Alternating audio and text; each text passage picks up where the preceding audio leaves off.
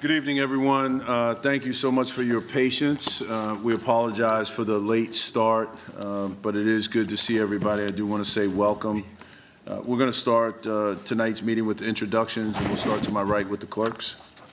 Good evening. I am Christine Smith, clerk to the board. Welcome. Good evening. I am Arlissa Easton, deputy clerk to the board. Good evening and welcome, everyone. I am Yvette Townsend Ingram, County Commissioner at Large, also known as Commissioner YTI. Good evening. I'm George Dunlap, elected by the people of District 3.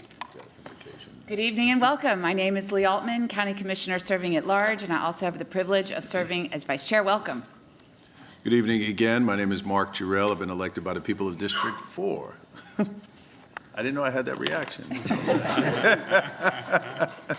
But been elected by the people of District 4 and also have the honor of serving as chairman of the board. Welcome. Good evening and welcome. My name is Arthur Griffin. I have the pleasure of serving as County Commissioner at Large. Good afternoon. My name is Vilma D. Leake, and I represent the most powerful district in the county, and that's District 2. Will all seniors stand up, please? One senior. Thank you for being here tonight. You carry the load. Will all young people stand up then?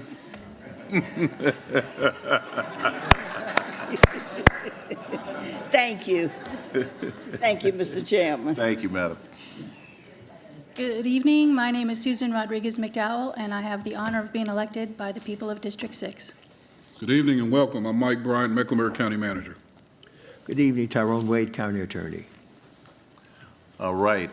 Tonight, our invocation and pledge of allegiance will be led by none other than at-large Commissioner Arthur Griffin. Thank you, Mr. Chairman.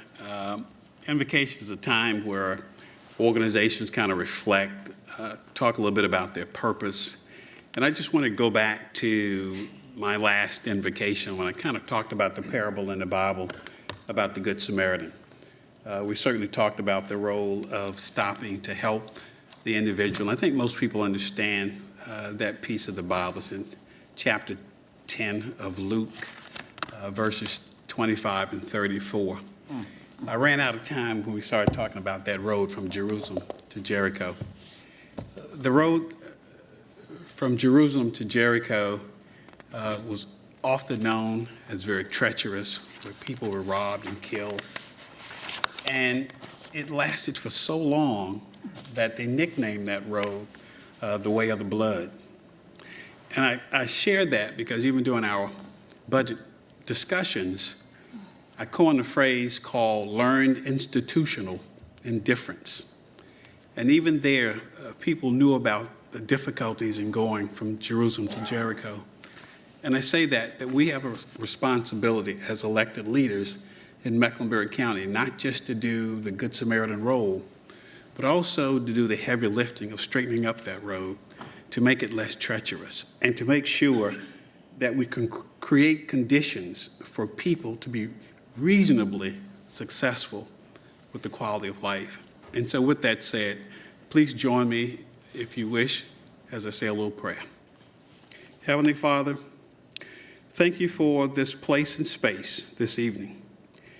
May we remember that every vote we cast reflects the lives of real people, children seeking meaningful educational opportunities, families striving for economic mobility, seniors seeking security, veterans seeking support, and residents who depend upon us to govern wisely. Grant us, Heavenly Father, with the wisdom to distinguish activity from achievement and the courage to challenge low expectations, and the humility to place the public good and interests above our own. In thy name we pray. Amen. Amen. Please join me in Pledge of Allegiance. I pledge allegiance to the flag of the United States of America and to the republic for which it stands, one nation, under God, indivisible, with liberty and justice for all. All right, thank you all. Every meeting we start out and we make sure we level set by reiterating our mission, our vision, and our board budget priorities. These are the guiding, the guardrails that help guide our discussions in come into our minds as we make any decision from this dais. Our mission is to serve Mecklenburg County residents by helping improve their lives and community. Our vision, Mecklenburg County will be a community of pride and choice for people to live, learn, work, and recreate. Our FY 26-27 board budget priorities are as follows: economic development, education, environmental stewardship, health equity and wellness, services for seniors, workforce development, and reducing racial disparities. And at this time, I'm going to turn the gavel over to our Vice Chair to conduct the awards and recognition portion of our agenda. Thank you, Mr. Chairman. I'm really excited about our agenda tonight and that we get to start off with recognition of Charlotte Black Pride Week and Charlotte Pride Week. And I will turn to Commissioner Susan Rodriguez McDowell to kick us off. Thank you so much. All right. It really is my honor to be able to read this proclamation tonight. And as I do so, my understanding is that Miles Perry of Charlotte Black Pride and Cameron Pruitt, I don't see Cameron. Is he hiding? I don't see Cameron. Okay. Of the Freedom Center for Social Justice, maybe somebody else is here. John Walton Tate of Charlotte Pride and Chad Turner. If you guys want to come down and stand at the podium while we read, I'll go ahead and begin. Whereas Mecklenburg County is home to a vibrant and diverse community, among which are lesbian, gay, bisexual, transgender, and queer citizens and residents, and whereas Mecklenburg County's LGBTQ community have positively shaped the cultural, business, civic, faith, and social fabric of the county throughout its history, and whereas Charlotte Black Pride and Charlotte Pride have been creating visibility for and promoting a positive image of LGBTQ Carolinians for more than 2 decades, and whereas all modern Pride events find their origin in the iconic Stonewall riots of June 1969 and the first Christopher Street Liberation Day March in 1970 in New York City, largely organized by LGBTQ people of color, transgender people, and young people. And whereas LGBTQ residents of Mecklenburg County first attempted to organize gay liberation movement organizations as early as 1971, with Charlotte's first Pride events finally held in 1981 and the ensuing decades, inspiring the creation of Charlotte Pride in 2000.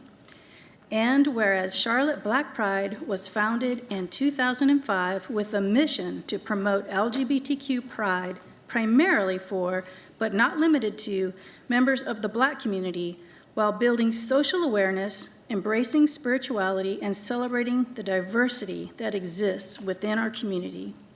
And whereas each July, Black members of the LGBTQ community and their allies gather to celebrate the history, culture, achievements, aspirations, and dreams during Charlotte Black Pride Week, culminating in Charlotte Black Pride's annual celebration, Blacktivism, You Belong Here. And whereas this August, Charlotte Pride will also carry forward a 45-year tradition of Pride events in Mecklenburg County.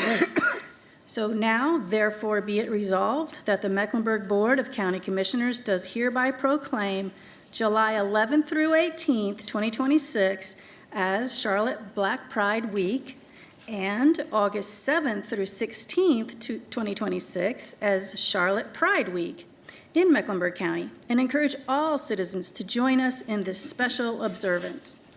This is the 16th day of June, 2026, signed Mark D. Jarrell, the Chair of Mecklenburg Board of County Commissioners. So moved. Second. All right, thank you all so much. I know what we'd like to do first is hear from our guests, and if you guys would like to say anything and before we take our vote. Sounds good. Good evening, everyone. Commissioners, and thank you. On behalf of the entire Charlotte Black Pride Board, our volunteers, and tens of thousands of people who show up for us every year, we are deeply honored to receive this proclamation from the Board of County Commissioners. 21 years ago, 4 people had a vision. They believed that Black queer people in Charlotte deserve a space where they belonged, not just tolerated, not just included, a space built by us, for us, and unapologetically ours. And from that belief, Charlotte Black Pride was born. What started with a few groups of people has grown into a movement with tens of thousands of people a year, a movement spanning generations of Black queer people who come to our city and feel like they actually belong somewhere. So tonight, I want to recognize that desire to belong and say, you belong here. You belong in this city. You belong in the spaces that celebrate you, that care for you, and fight for you. You belong here. And that is why this year's theme for Charlotte Black Pride is Blacktivism. You belong here. We chose those words with intentionality because in this moment, when so many people are being told otherwise, we believe it is our responsibility to keep saying pridefully and loudly, you belong here. In Charlotte, in the city that we love, and in the community that we are all nurturing. We are grateful to Mecklenburg County for this recognition, and we are grateful to everyone who chooses to belong with us. And Charlotte Black Pride Week is July 11th through the 18th. We hope to all see you out there. Thank you. Good evening, everyone. On behalf of Charlotte Pride, I'm honored to stand here before you today in Mecklenburg County. We don't just see a collection of neighborhoods. We see a vibrant, resilient family. For over 2 decades, Charlotte Pride has led LGBTQ+ visibility across the Carolinas, but true pride is a year-round commitment. It lives in our community programs, our advocacy work, and our safe spaces we build together every single day. We remain firmly dedicated to ensuring our liberation is intersectional. True intersectionality means locking arms with those on the front lines. That is why we are incredibly proud to stand alongside our sister organization, Charlotte Black Pride, as they celebrate their legacy of advocacy and strength. Next month, from July 11th through the 18th, Charlotte Black Pride Week will bring their powerful message of Blacktivism, we belong here, to life across the county. Their fight is our fight, and we honor their vital leadership. Thank you. This August, our community will gather by the thousands to turn Uptown Charlotte into a beacon of joy, love, and resistance. We will fill Uptown with community and culture, and we will march down Tryon Street knowing we belong here, living our lives proud out loud. Let this moment serve as a promise to our youth, for our elders, for our allies. Charlotte Pride will always stand on the front lines of equality. Thank you to Mecklenburg County for standing with us, and happy Pride. So, do you want to go ahead? No, go ahead. Thank you so much for being here. The motion having been made and properly seconded, all those in favor, please raise your right hand. Woo, congratulations. And if you will, please come down. We'd love to take a picture with you. And you're going to have to shake everyone's hand, so just start at that side and go. And while they're coming down, let's make a little more love in the room. There you go.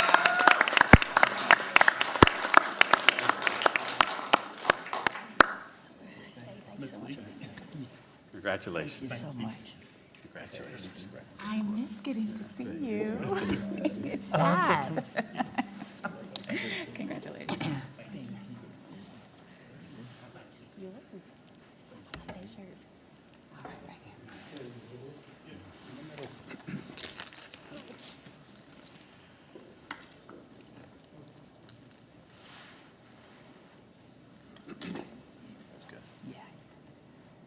Good. Big smiles, everybody. All right.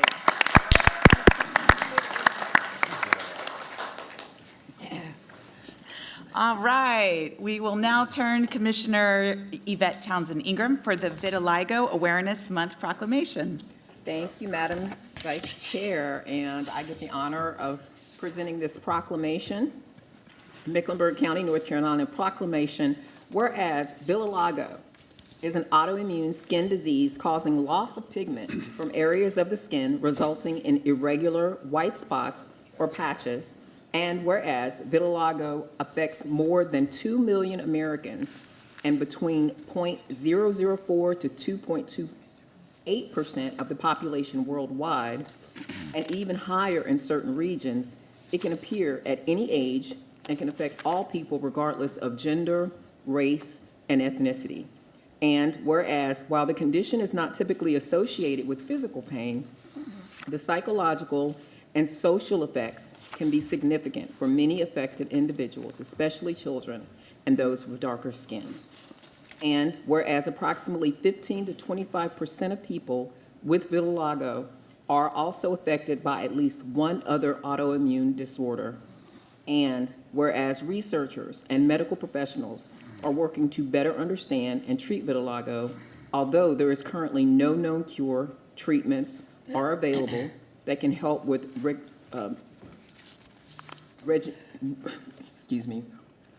regimentation, especially if begun early and used consistently.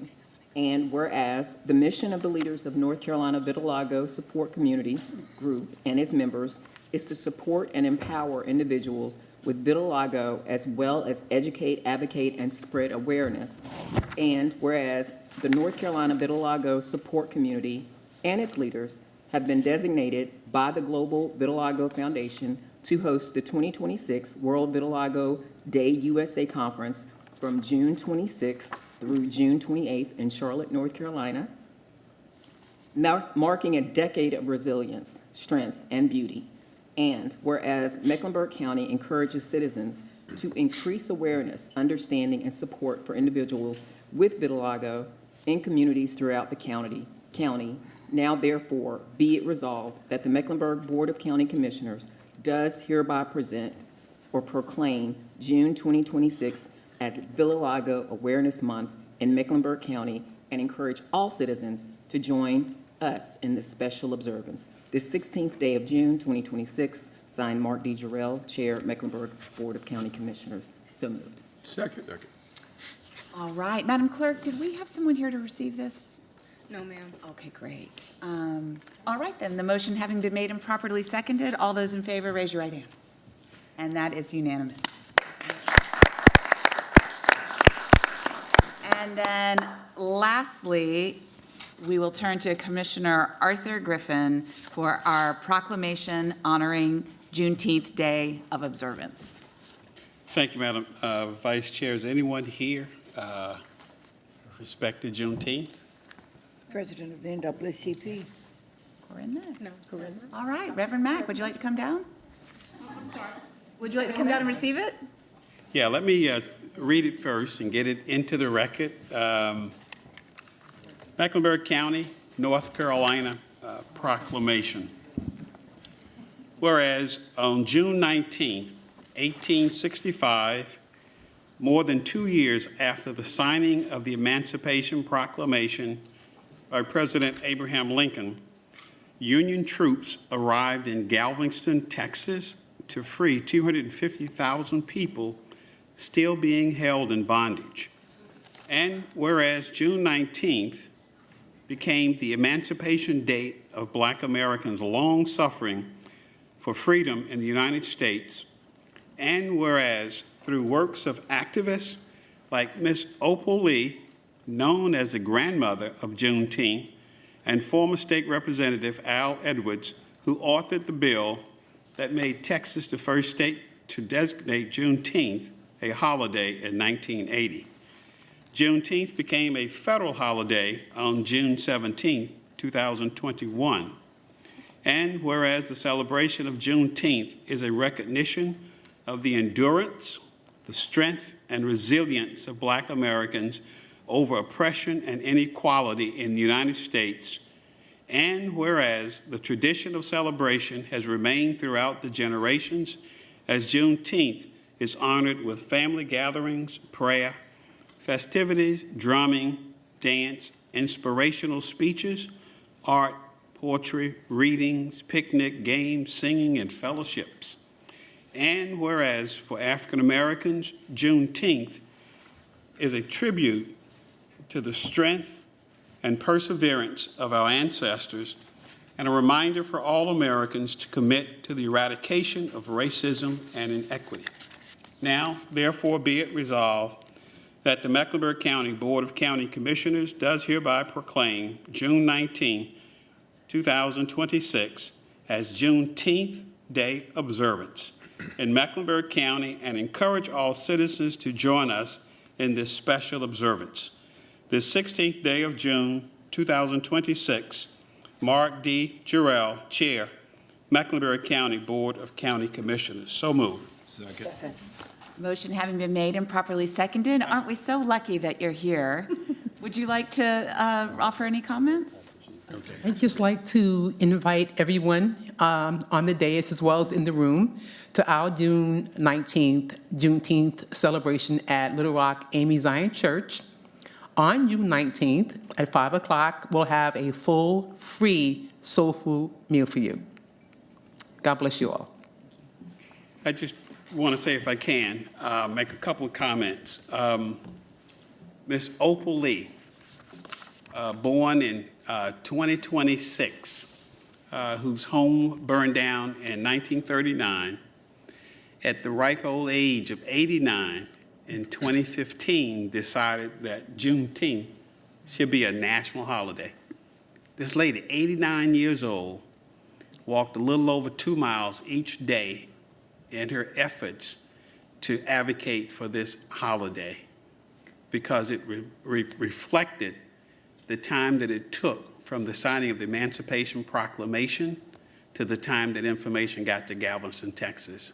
I mean, that is a reflection of the grit, the endurance, the tenacity, and resilience of the African-American experience. And I just wanted to say that before we actually took a vote and had Minister Mack to come down and receive the proclamation. So it's been, turn it back to you. Thank you. Vice Chair. Thank you, Commissioner Griffin. The motion having been made and properly seconded, all those in favor, raise your right hand. That is unanimous. And Reverend Mack, if you'd like to come down.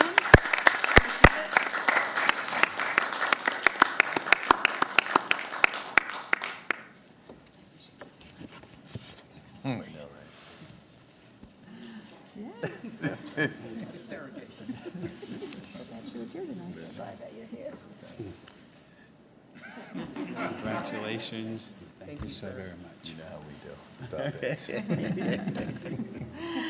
Good to see you. Yes, ma'am. How are you? Good to see you. All right, so you can come back this way. Take a picture. Can't get rid of us that easy. No, you are the center, Move on a little. To your left a little bit. Yeah. There you go. Now you're in there.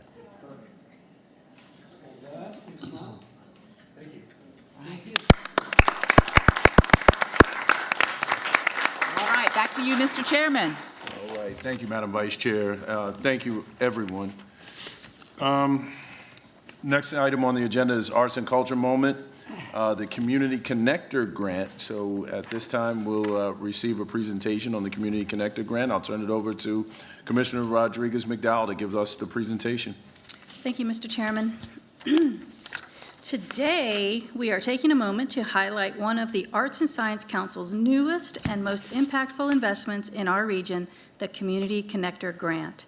This grant reflects a simple but powerful belief that the transformative power of arts, science, and history should be accessible to everyone in every neighborhood across Charlotte-Mecklenburg.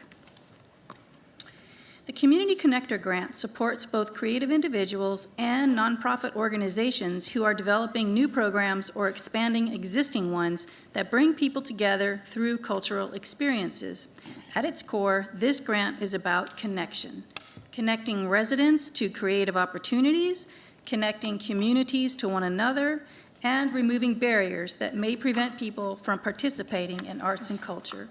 Whether it's cost, access, language, or familiarity, these grants are designed to help ensure that everyone can engage, create, and belong. Pictured here is a photograph of Community Connector Grant recipient Charlotte Cirque and Dance Center's production of Carmina Burana. The Community Connector Grant was shaped directly by the City of Charlotte Arts and Culture Plan, which outlines a shared vision for a stronger, more inclusive cultural ecosystem. Specifically, this program advances key priorities like expanding access to arts and cultural experiences, strengthening cultural infrastructure, and fostering innovation across our creative sector. It is made possible through support from Mecklenburg County, the City of Charlotte, and the North Carolina Arts Council Grassroots Arts Program, all working together to ensure that high-quality arts experiences reach every corner of our community. Pictured here is a photograph of Community Connector Grant recipient Do Greater Charlotte and their Camp Green Community Music Program. Here are a few key details about the program. Grants provide up to $20,000 for creative individuals and $25,000 for nonprofit organizations. Projects take place between June 2026 and June 2027, and each application cycle is designed to support equitable funding distribution across the community. In this inaugural granting cycle, ASC received 133 eligible funding applications totaling $2.445615 million in requests, with 71 grants being funded at a total investment of $1.1 million. While the FY26 application window is now closed, the impact of this year's cohort is already underway. This year's Community Connector Grant recipients represent a powerful cross-section of Charlotte-Mecklenburg, each using creativity to meet people where they are. Projects include free arts programming for youth, seniors, and caregivers, bilingual and culturally rooted experiences that reflect our diverse community, programs that integrate wellness, storytelling, and education, and initiatives designed specifically for accessible and inclusive participation, including for individuals with disabilities. Inaugural recipients of this grant include Blumenthal Arts, the Charlotte Symphony, Jazz Arts Charlotte, creatives such as Hannah Hassan, Patrice Commodore, and others. What makes the Community Connector Grant unique is its focus on removing barriers and meeting needs directly.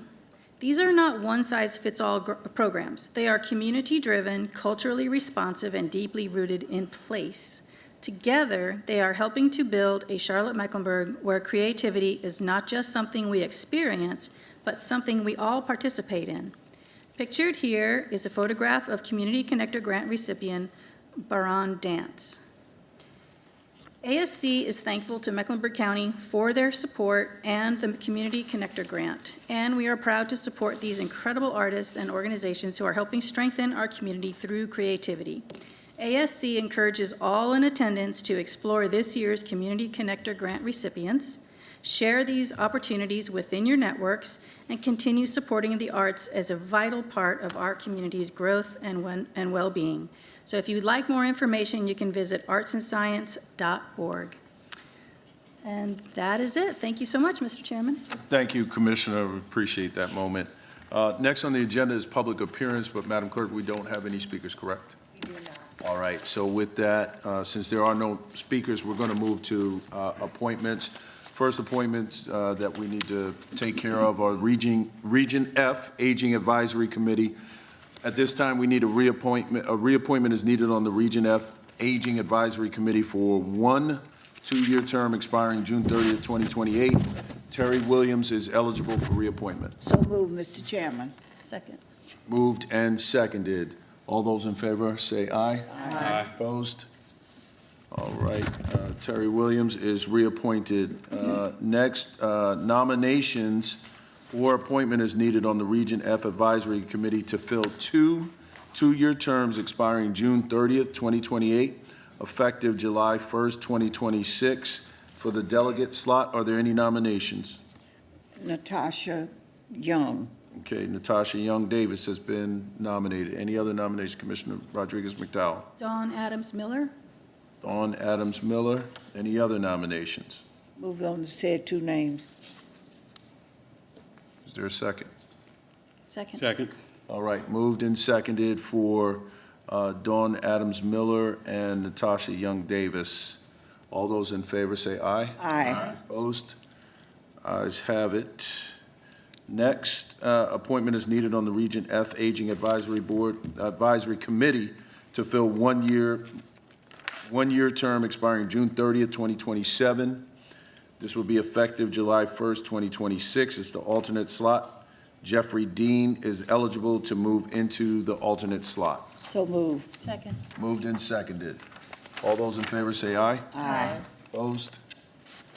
All right, next, we're going to move to the Charlotte-Mecklenburg Community Relations Committee. Reappointments are needed on the Charlotte-Mecklenburg Community Relations Committee for 7 3-year terms expiring June 30th, 2029. Jennifer Borchardt, Mika Clark, Nina Hoyt, Karakin Johnson, Dr. Emmanuel Meggett, Dolores Reed Smith, and Margot Young are all eligible for reappointment. So moved. Second. All right, moved and seconded. All those in favor say aye. Aye. Opposed? Unanimous. Next, the Human Resources Advisory Committee. Reappointments are needed on the Human Resources Advisory Committee for 3 3-year terms expiring June 30th, 2029. This will be effective July 1st, 2026.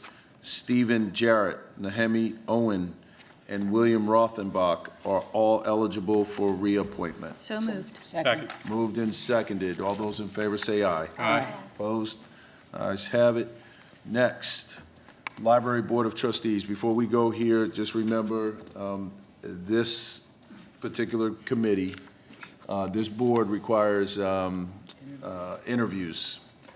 So, I'm sorry, this is the reappointment. I apologize. That's the next one we're coming to. Excuse me. Yeah, all right. Yeah, I apologize. Excuse me. I've done readiness. Okay. Do we have the capacity to nominate and appoint, or no?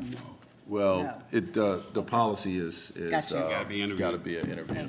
Susan? So, but this is for the reappointment, so I apologize. I was a little bit Being ahead. reappointed, they don't have to be All right. interviewed a second time. Yeah, so reappointments are needed on Library Board of Trustees for 2 4-year terms expiring June 30th, 2030, effective July 1st, 2026.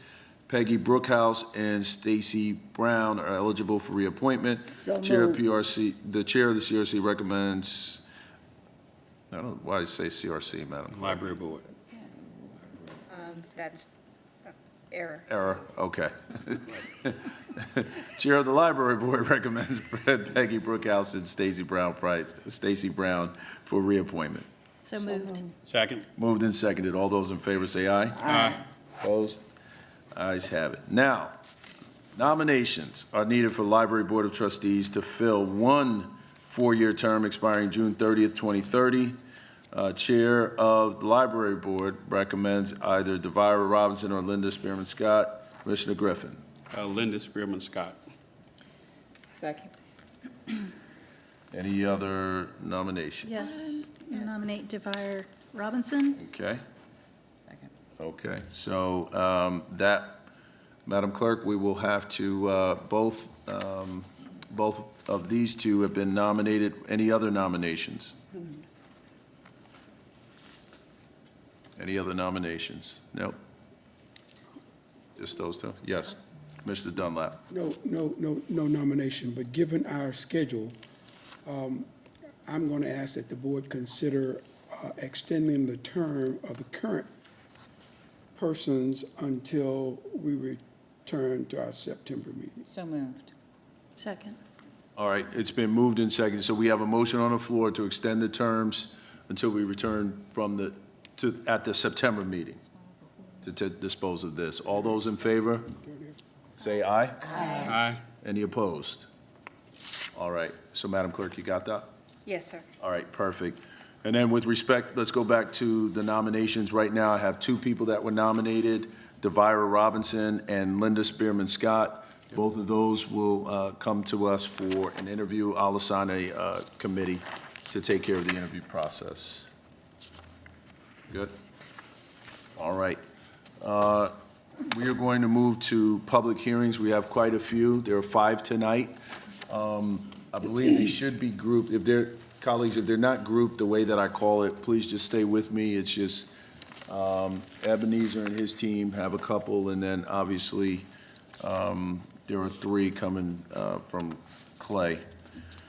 So the first one is a public hearing to amend the minor system stormwater fees for the city of Charlotte and town of Cornelius. So, Move we open the public hearing for comments on the proposed amendment in the minor system components, stormwater fees for the city of Charlotte and the town of Cornelius. Second. moved and seconded. All those in favor say aye. Aye. Opposed? All right, Madam Clerk, there are no speakers, correct? That is correct. All right, Ebenezer, do you have a presentation? No? All right, Chair, Commissioner?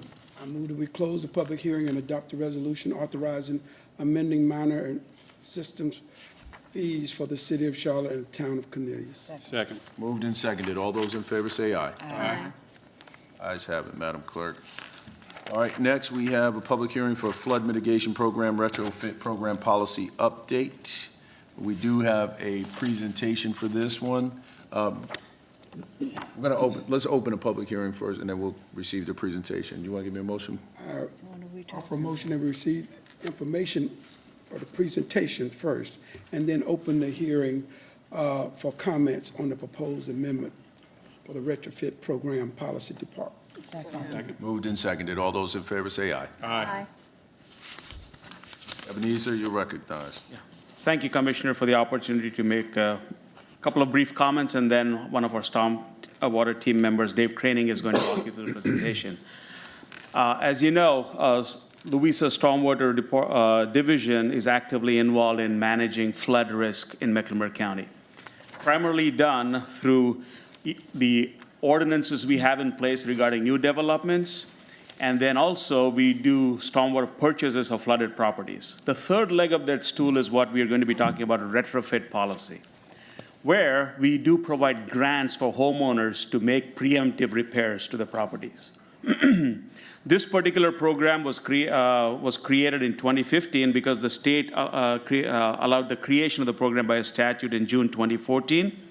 This is for private property owners who want to stay in their homes but yet make repairs or adjustments so that it would reduce the flood risk. So this is about a 10-year mark by which we have, under the guidance of County Manager Michael Bryant and Deputy County Manager Leslie Johnson, to relook at all our programs with equity lens. As you know, these grants are based on property values. As you know, for the past few years, property values have gone up. And so some of the poorer homeowners in our community are not being able to take an advantage of this program, the grants as such.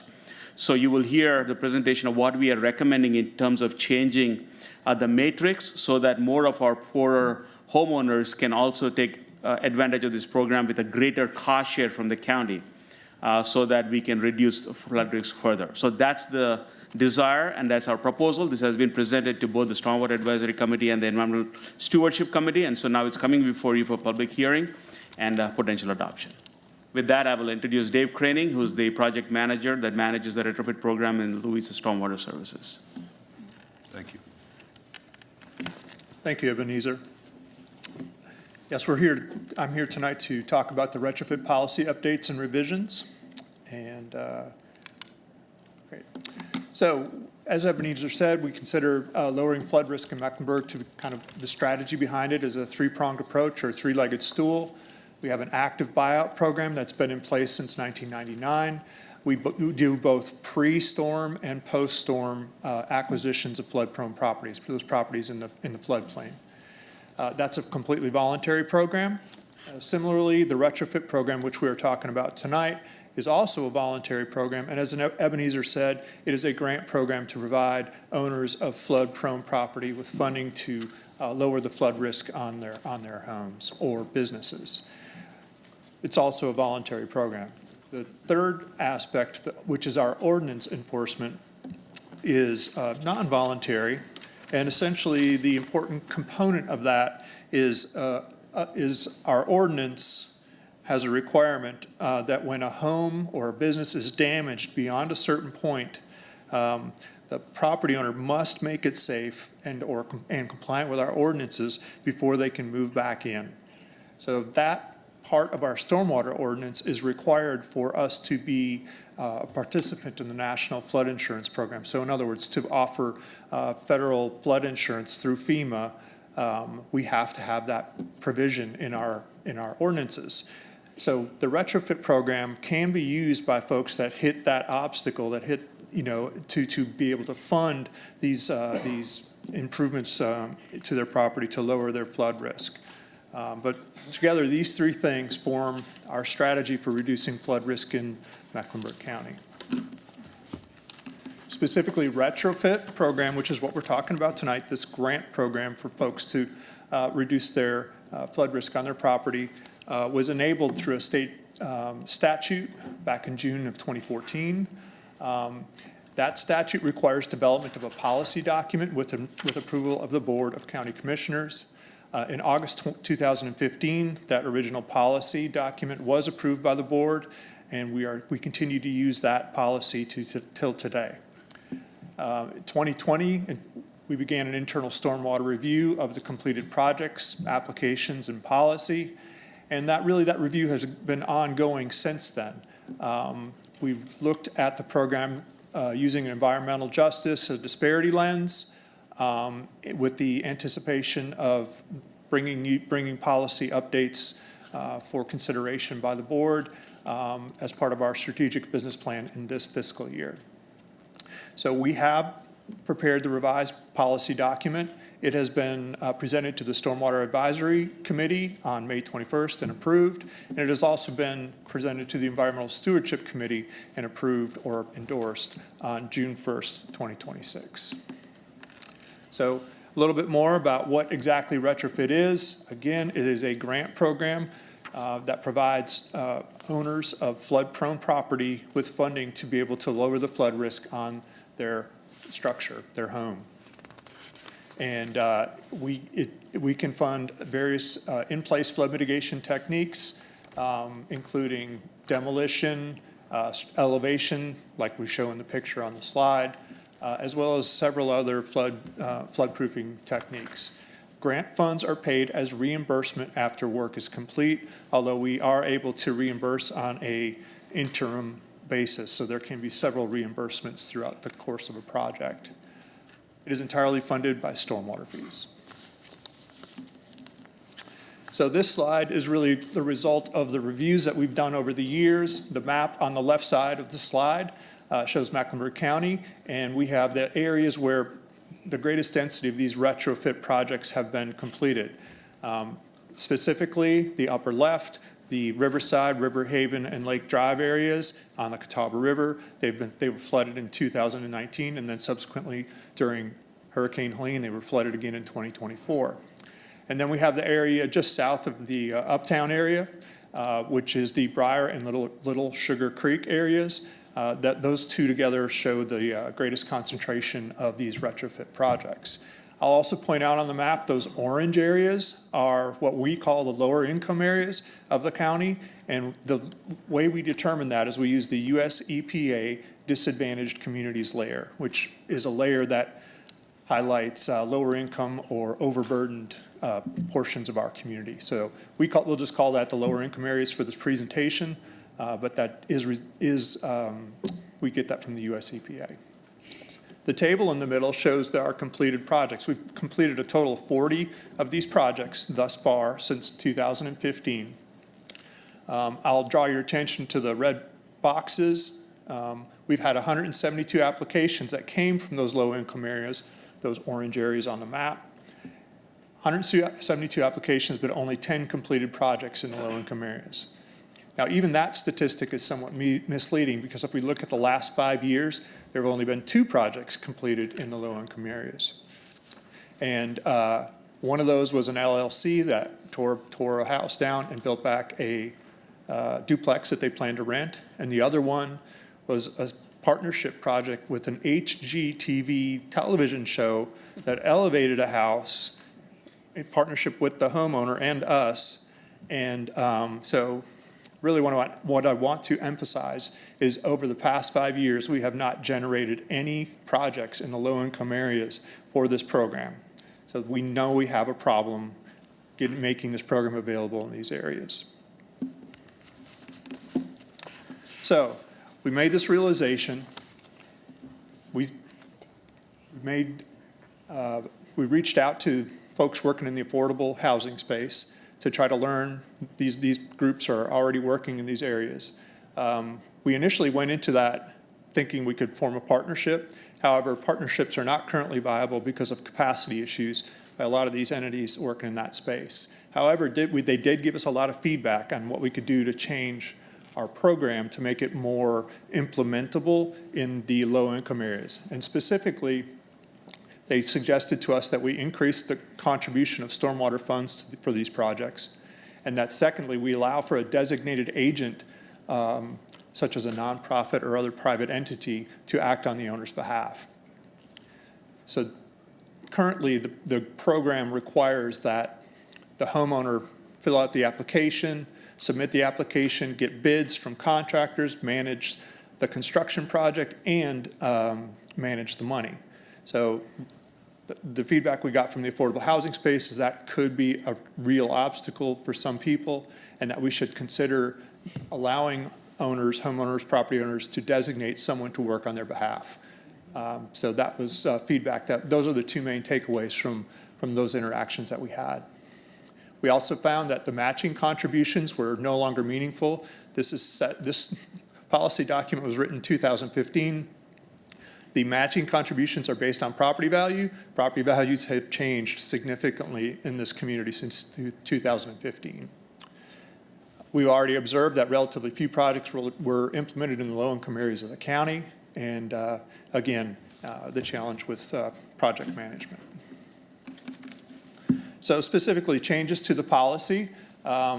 We want to be able to provide additional opportunity for property owners in the low-income areas to, excuse me, improve their flood safety. Folks in these areas, they pay their stormwater fees, but yet we're not able to implement these projects. So we wanted to change the policy to be able to lower flood risk for all, not dependent upon income status or property value. So what we've proposed in this policy document that we're requesting you approve tonight is increases to the stormwater matching contributions based on updated property values. We want to add the ability for property owners to designate a project manager or a designated agent, either private or nonprofit. We want to have an open application period. Originally, the program was set up to have a specific window of time that we accept applications. We just want to accept applications year-round. And we want to allow for additional mitigation options, and we've made a bunch of text changes to the document to improve clarity. Specifically, the big take-home from this recommended policy change is in the matching amount for stormwater.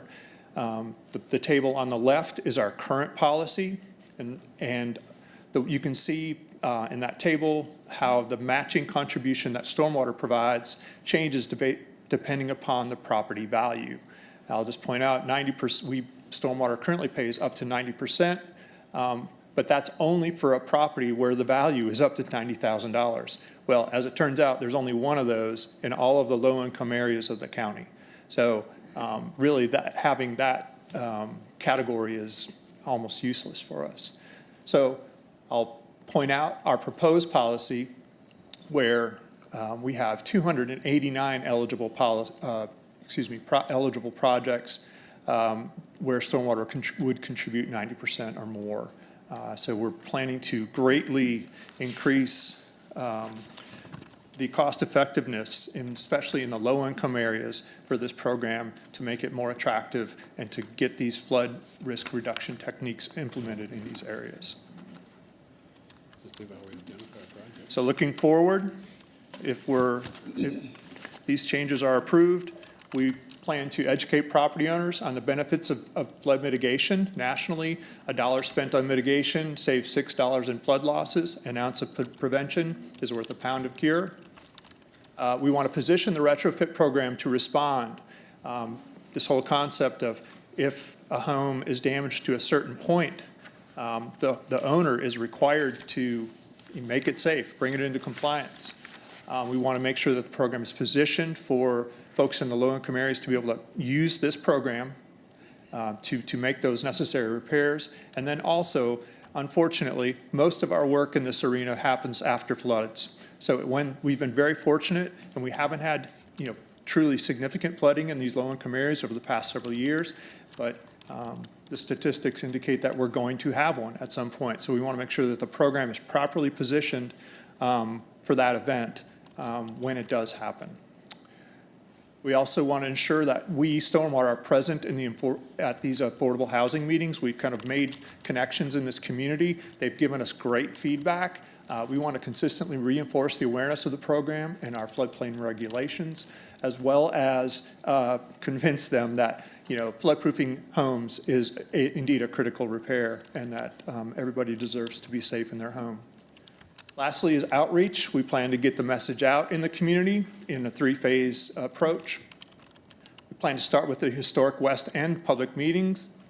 Through GIS analysis established we have about 75 projects that would be eligible for this increased stormwater match in the historic West End. We already have existing relationships with the Northwest Council of Elders that we've worked with through the Stewart Creek project, and we plan to sort of bring those connections together to begin outreach up there as phase 1. The lessons we learned from that process and what people want and how we roll this out, we'll then plan to apply in the Hidden Valley and Briar Creek neighborhoods through public meetings. And then lastly, adaptive management, learn from those experiences, send out mailers, put out yard signs, additional public meetings where we have density of these projects. So with that, thank you for your attention, and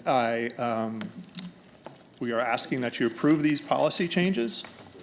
Yeah, we opened any questions you may have, but I just wanted to highlight this particular slide. I think that's the main change.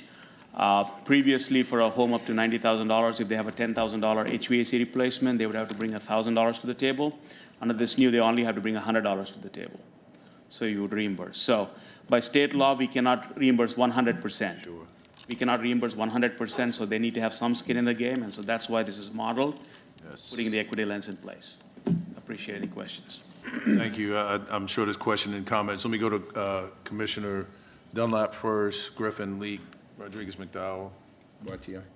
Thank you, Mr. Chair. More than once now, this board has adopted as one of its major goals eliminating racial and ethnic barriers, and I think this proposed policy goes a long way in helping us to achieve that. Two concerns. While people can get their own manager or manage the project themselves, what I've learned across the country is that oftentimes people don't have the ability or the wherewithal to be able to do even that. And so I'm hoping that we can offer assistance to those who ask for assistance to help them fill out the necessary paperwork so that they can apply for these grants. The other thing I'm asking, and I'm sure it's already been thought of, is that as we take on this initiative, that we use this in our scorecard so that we can keep track on the number of projects that we do, because that's the only way we're going to determine whether or not this policy implements the kinds of things that we want to see. So I'll stop right there before I move to adopt the policy, but I wanted to share that. Thank you, Commissioner. Duly noted. Thank you, Mr. Chairman. I think it's excellent that you've looked back to look forward in terms of what's happened over the last 5 years and the potential eligibility going forward. I think it's phenomenal. My only concern, if it is a concern, is to try to make sure that because we haven't communicated in those U.S. EPA lower income areas about this, a lot of things happening from a communications perspective. Sure. A lot of seniors in those areas, that we try to figure out something unique that is effective in terms of a communications program so that many more people can take advantage of this, because oftentimes we hear, I didn't know. So let's figure out how to do things different so that we're more effective for that population that's in those areas. But Thank you, other than that, I think it's phenomenal. We will definitely leverage our partners in the PI. They are using a lot of innovative ways to get the word out, and we will leverage all our tools in the toolbox. Thank you. Thank you, Chair. Commissioner Leak. Let me first say thank you for the presentation. Kept up with all your reports and your addition to the general public is going to mean a lot as to how we disseminate the information with and to the people to understand what we're trying to help them get through. And if there's some way that we can support them economically, it would be even greater. I know we don't have any taxation, but if there's some way that we can eliminate, and especially for my seniors, to be able to maintain their property as we're asking to change the process, it would mean a lot. So if you get back with me and let me know where you are and when you're meeting, I'll be glad to be there with you. Thank you, Commissioner, will do. Yes, I'll be glad Appreciate to be it. there. Thank you. Thank you. Commissioner Rodriguez-McDowell. Thank you, Mr. Chairman. So the Madam Chair of the Environmental Stewardship Committee is watching today or tonight, and she wanted me to convey to the board that the entire Environmental Stewardship Committee unanimously and enthusiastically supported this policy, and we thank you guys for their hard work in putting it all together. Thank you. Thank you. Commissioner Townsend Ingram. Thank you also for the presentation and for the work that you do. I just want to make a clarifying. So is the program to residents reimbursable? It's all on a reimbursement nature? Yes, Commissioner, a couple of things. This is the first voluntary program. Two, depending on the project, it's a reimbursement, but as Dave mentioned, we do an ongoing periodic reimbursement in the sense that if there's a $10,000 project, I'm just using numbers as a guide, we're going to approve up to $9,900 worth of reimbursement. So, and as the project progresses, we will continue to work until now with the homeowner, but if they have a project manager, we'll work with them to make sure periodic payments are made so there's not undue burden on the homeowner. Okay, because I was going to say that, to me, in my opinion, would be a barrier. It would be a cost prohibitive for any low-income person to be able to take that on. That and just education. I agree with what Commissioner said about understanding and knowing and having the wherewithal. I know even dealing with my own property, my insurance company dropped me and everybody in our subdivision that had the same insurance, and we didn't even know why. So even educating a little bit, community meetings or, homeowners meetings, association meetings, things of that nature. So thank you so much for what you're doing. Appreciate it. Thank you. Commissioner Wattier, thanks for bringing that up. I want to make sure that we're clear. Sure. So to her question, the homeowner does have to come up with The 1%, depending on the value of the property. So if you see the table, Commissioner, Yes. if the home is between 250 and 300K, the county will reimburse up to 90% of the cost of the project. So if it's a $10,000 project, that homeowner would have to pony about $1,000, we will give $9,000. But for a property less than 150K, they would only have to bring to the table $100. The county will reimburse up to $9,900 because it's a 99% reimbursement. No, so I get it. I think where I was going to go for just a second, I really need to think through it. I appreciate what we've done because this is certainly a change where I think we've been talking about it for a few years, trying to figure out how to provide a level of equity. I do think about people that are on fixed income. And so when you think about the proportionality of my fixed income relative to whatever my portion that I would be responsible for could cause an adverse impact. So that's something that I think we need to solve to, because if my income is $490 or what have you, depending on what that, my 1%. Yes, Commissioner. We are also looking at opportunities to partner with not-for-profits and other agencies, who can come alongside and help the homeowner. Part of the challenge we have is the state statute says we cannot reimburse 100%. Right. So we will continue to work on refining that, and maybe there's a third party or not-for-profit that can step in to help that. We will continue to refine the process. Again, this is not a new policy. It is a refinement of the existing one to move us forward, and it does not mean it's going to be static. We're going to continuously learn from it, and as we begin to encounter scenarios and opportunities, we will come back with further refinements as we see appropriate. So I think, and I respect where you're coming from, and I appreciate it. Yeah. Where I'm coming from is this, is that we get the calls when there is the issue, and then we're trying to solve it on the back end. What I'm trying to do is make sure that a $2.5 billion organization is not in a position, where anybody that is at low income in our community that needs help won't be able to get it because we have to go back and adjust the policy, or there's not a mechanism in place at the time that they need it. So that's my challenge to the team, to just make sure that if there is a barrier, that we've taken care of it on the front end and not on the back end. We are committed to working through that, yes. So if I heard him correctly, nonprofit organizations and other organizations can pay that 1% to eliminate that barrier. Also, given that, I am going to make a motion that we close the public hearing and adopt the updated retrofit program policy document. Second. All right, it's been moved and seconded. All those in favor say aye. Aye. Yep. Commissioner Rodriguez-McDowell. Thank you, Mr. Chairman. I just want to recognize that we have retired Dave Kanan in the audience. And I just wanted to recognize him for his service. He's now serving on the Stormwater Advisory Council. Yeah. So. Thanks. I didn't even recognize you, Dave. You look so relaxed and enjoying retirement. He's only got a couple more gray hair, but that's it. Thank you, Commissioners. Appreciate it. Thank you. Thank you for the work, team. We appreciate it. All right, next, oh, no. We didn't carry out the vote? We did, didn't we? He said aye. We carried out the vote, right? Yeah. We didn't do a hand raise. We just said aye. Said aye. You said aye. That's good. You got it? We're good? All right. All right, so these next public hearings, we're going to hear from Clay. Before we open it up, we'll get the presentation from Clay, and then we'll get a motion to open a public hearing.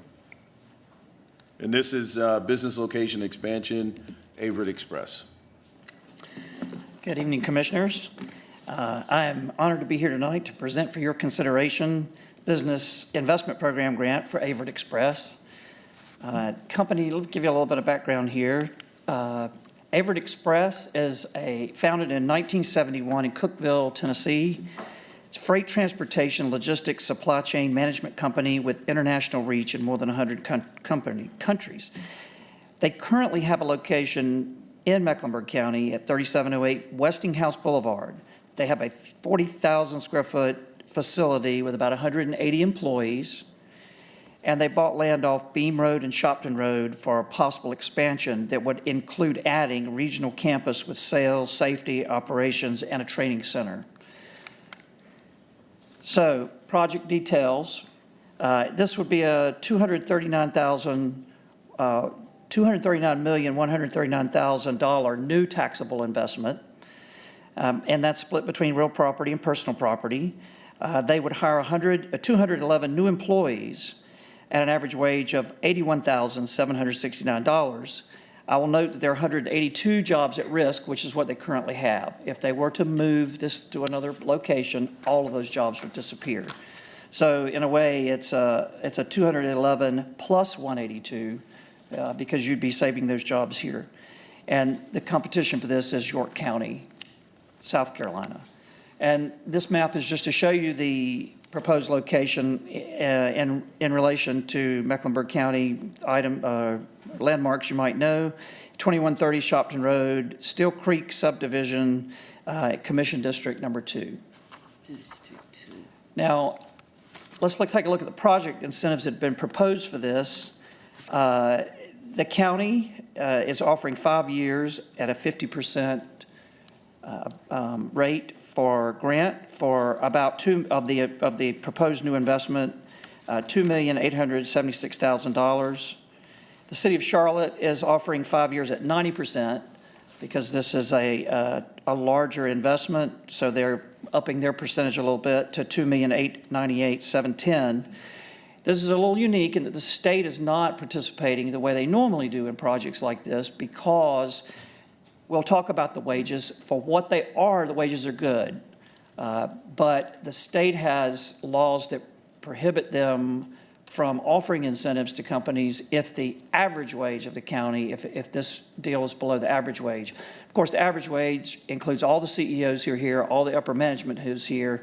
This is not that type of company, but nonetheless, the state can't participate. So they are offering through the community college system $274,000 in training grants for a total of just a little over $6 million.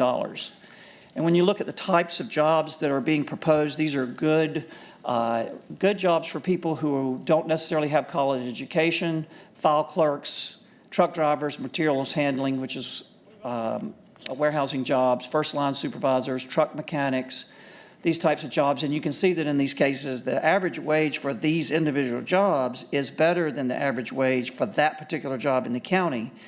So they're good jobs, and they're jobs that we need in this county. And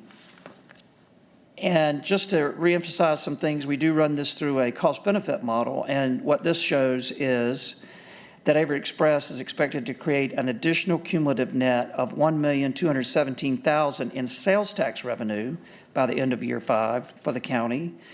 And it is also expected to, let's see, I missed a grant here. It's expected to create an additional 71 jobs at the end of the 5-year period. Not as many jobs as a spinoff as some, because these are the spinoff jobs that other projects normally create, since these are trucking jobs and warehousing jobs, that sort of thing. But nonetheless, Avery Express is expected to net the county $619,000 in revenue in the final year of the grant term for a cumulative net of $3,309,000 over 5 years. Very involved company already locally. I'm putting before you here, I may not read all of these. They offer a comprehensive list of benefits, including all your normal medical insurance, dental, vision, that sort of thing, 401ks, employee assistance. They do already utilize our workforce partners here locally extensively, including Central Piedmont and Charlotte Mecklenburg School System and Charlotte Works. They do hire justice-involved people, which is important.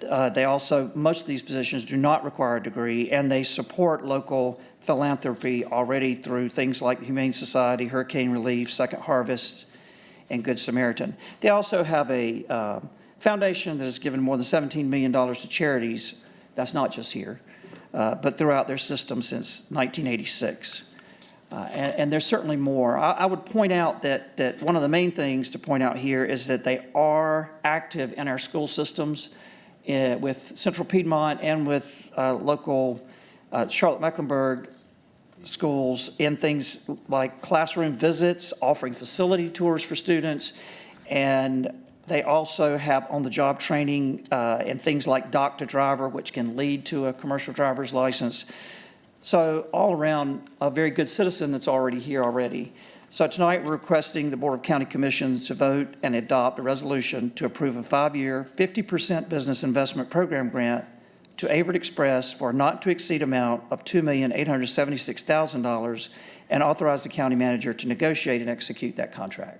So That concludes my presentation. Second. Well, let me, one You second. gotta open the hearing You gotta first. do the public hearing, but let me get a motion to open the public hearing. I offer a motion to open the public hearing to receive comments on a proposed business investment program grant for Avery Express Incorporated. Second. Moved and seconded. All those in favor say aye. Aye. All right, now the hearing's open. I want to hear from Chair of Economic Development first, and Commissioner Rodriguez-McDowell. Thank you, Mr. Chairman. So the Economic Development Committee endorsed this project unanimously. They already have a great presence here, and so this is a good company that we want to stay here and continue to grow. These jobs are jobs that allow people who do not have a college education, which is a very big point. And so there's upward mobility and great benefits, and so those are things that really attract the Economic Development Committee.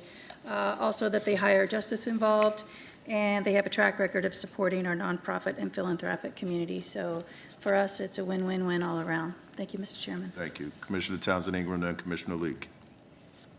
I am very appreciative of all of the hard work of the Economic Development Committee. I'm not a member, but I often attend.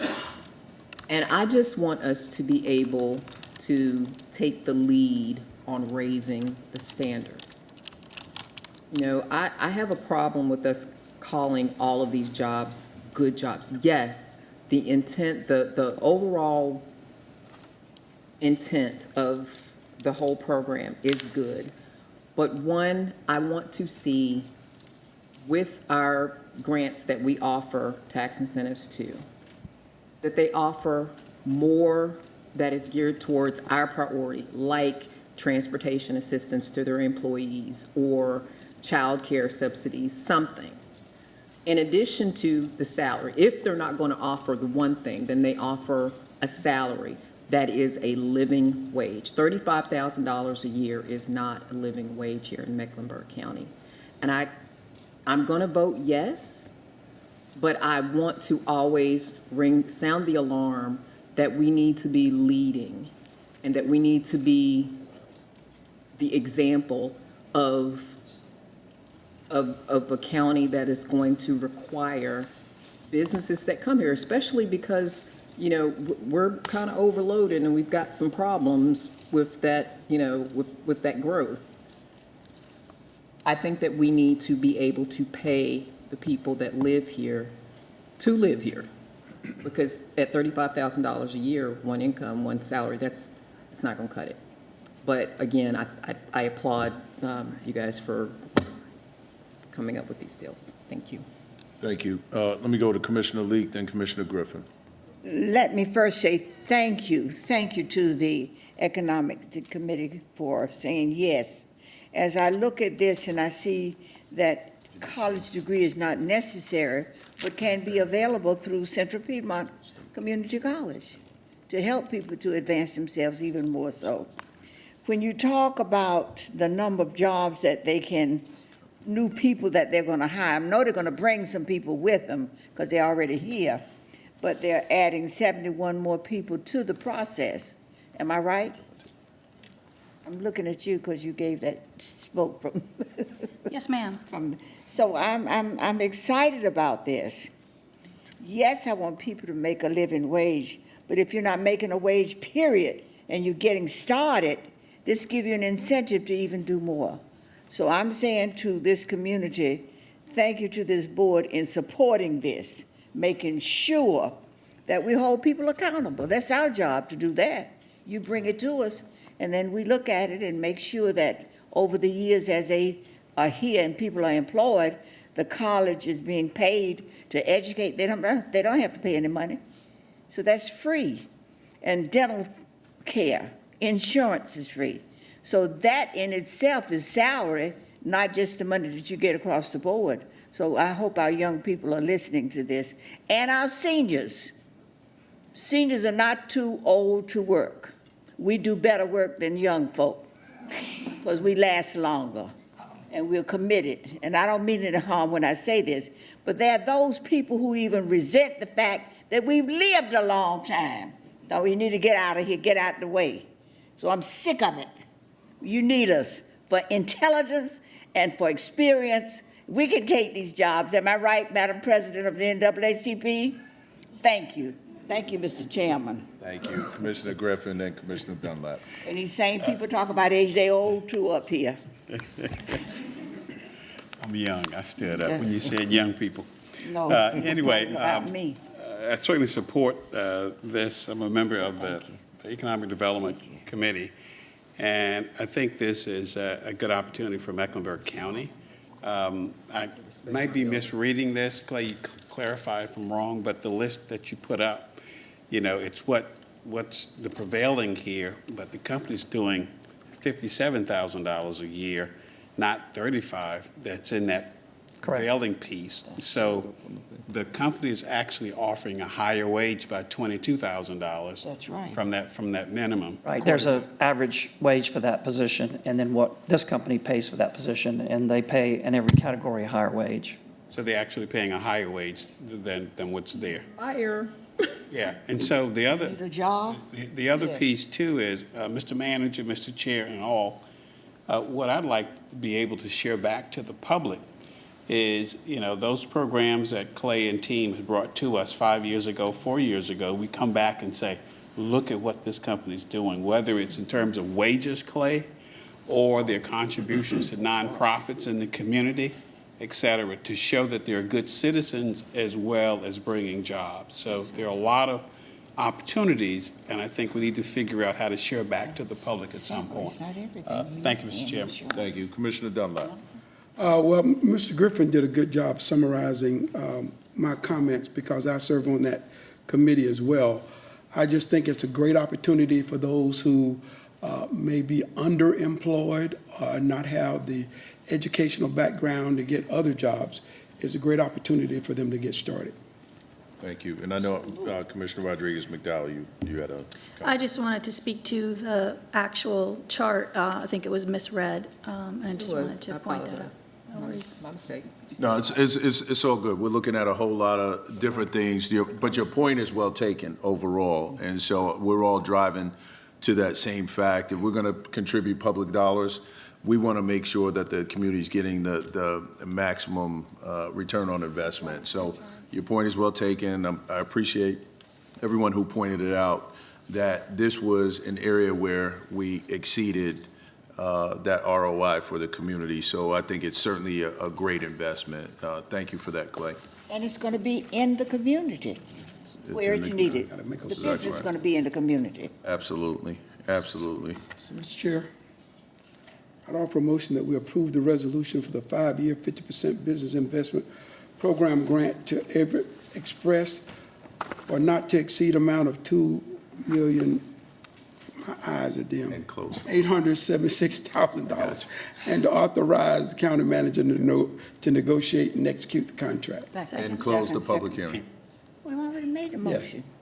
And close the public. And close the public hearing. All right. Second. All right, moved and seconded. All those in favor say aye. Aye. All right, ayes have it, Madam Clerk, that's unanimous. All right, Clay, you're up again. This is another business location expansion, Sumitomo Mitsui Banking Corporation. You said it. That's a good way. I had to practice that. Our second program grant tonight is for Sumitomo Mitsui Banking Corporation. Let me advance this. It's banking, securities, leasing, credit card, consumer finance. They're based in Tokyo, Japan, with offices in 22 countries. They have over 85,000 employees, 6,000 of those in North and South America. And they've got about 4,000 to 4,500 branches in the U.S. The headquarters is in New York City. They're offering to establish a second headquarters for the Americas in Charlotte, North Carolina, Mecklenburg County. The bank has about $2.36 trillion in assets, about the size of Wells Fargo. And the reason they're interested in this area is financial talent and long-term savings over their current location. Project details of this project are $50,536,679 in new taxable investment. 14.7 of that is in real property. The other is in business personal property. They're offering 2,000 new jobs here. They currently have an office on Moorhead Street with 85 employees, so those are at risk. If they were to move to another location, those would go with them. And the average wage for these new jobs would be $165,686. And the competition for this project is Jacksonville, Florida. And as I said, looking for highly specialized financial services talent. The site that they zeroed in on is 301 South College Street. It's in the Uptown area in Commission District 4. Some people know it as the Jukebox Building. In this case, the county has offered 5 years at 80% for a total amount of $790,000. The city of Charlotte, 10 years at 90% for $847,503. In this case, the state has come in with a Job Development Investment Grant, or JDIG, to the tune of $69,520,000. That is a rebate of part of the withholdings tax that is payable to the state. And since this is a very large number of jobs, high-paying jobs, the state has a lot more resources here to put toward the deal. They've also offered $4,400,000 in community college training for a total of $75,557,503.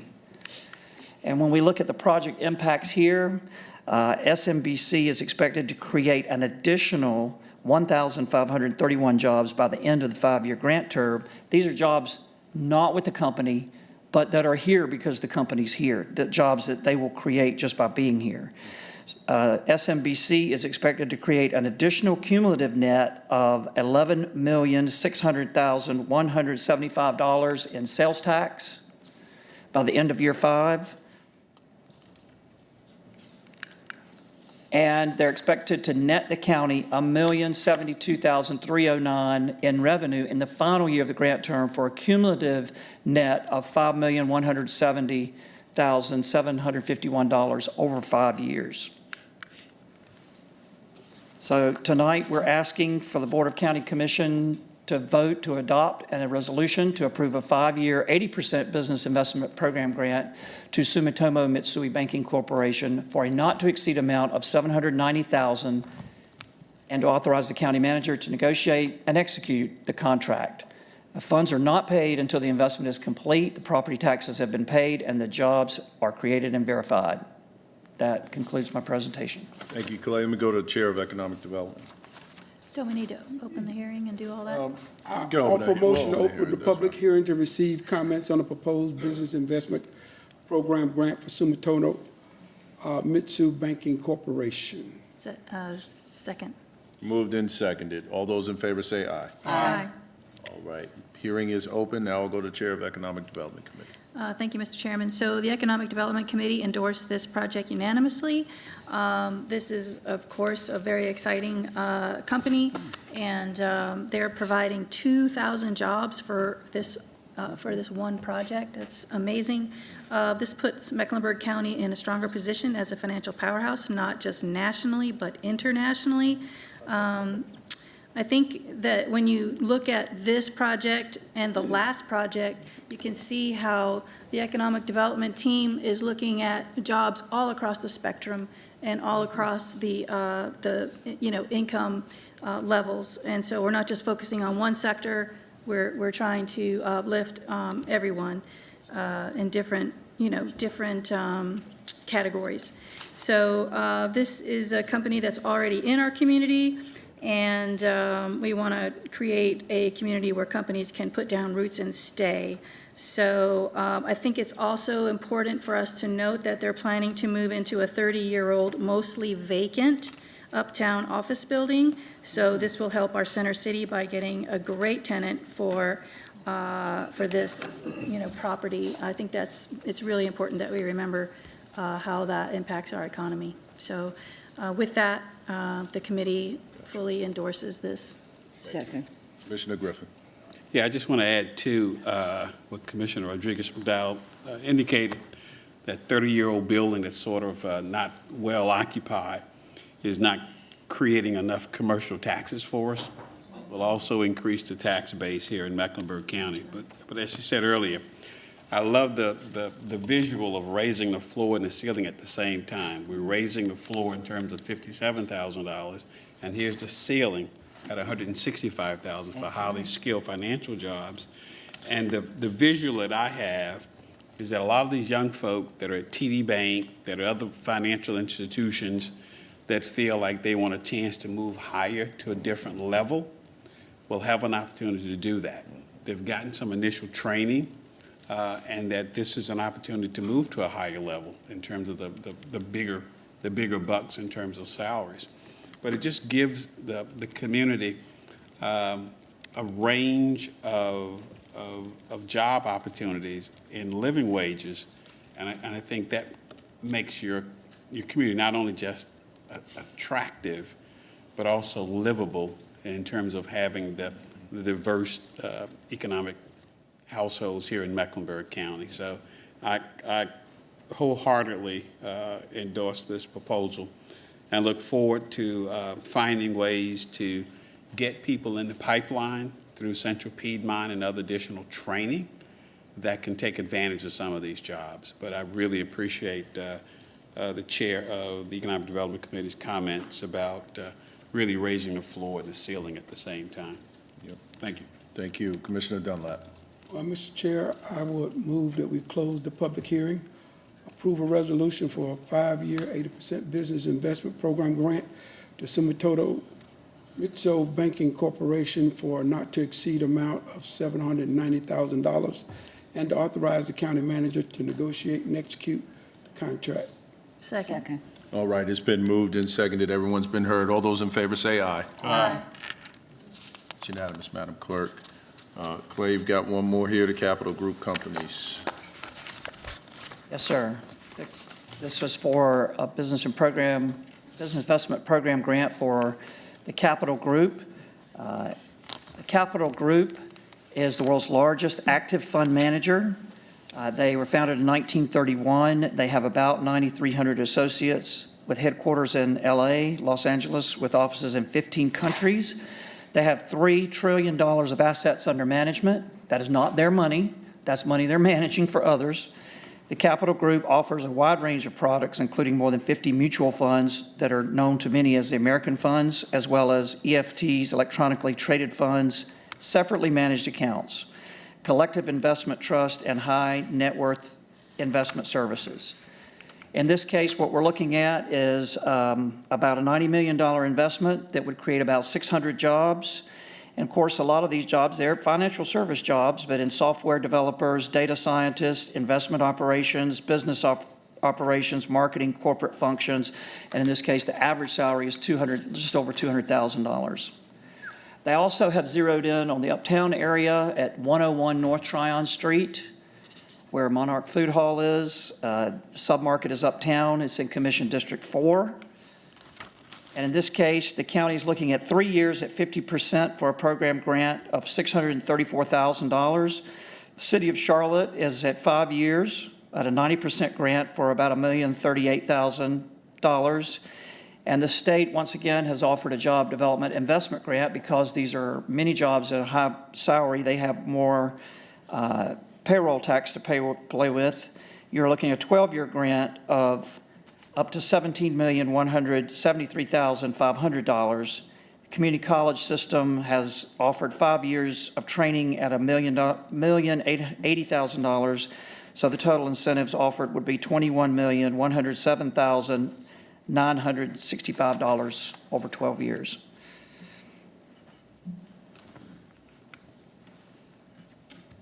This just shows some of the different, this is just a rough breakdown of some of the jobs to give you an idea of what we're looking at. As I said, data scientists, business and financial operations, general operation managers and general managers, HR specialists, obviously. There will be administrative jobs here too, but in all cases, again, these jobs for their categories match up well or pay more than what we offer normally for this type of position locally. And there are pages of these jobs. I mean, it goes on because I can only fit so much on a slide now with some of the things we've got here. But you're looking at, again, an average total of about $200,000 for all 600 jobs. When we run this through the REMI model, the Capital Group of companies is expected to create an additional 766 jobs by the end of the 5-year grant term that are not associated with the company. They're expected to create an additional cumulative net of $6,608,000 in sales tax by the end of year 5. They're expected to net the county $1 million over the final year of the grant term for a cumulative net of $6,279,000 over 5 years. You can't really see this, but I just put this in here to show you of a company of this type, and this goes for the last one too.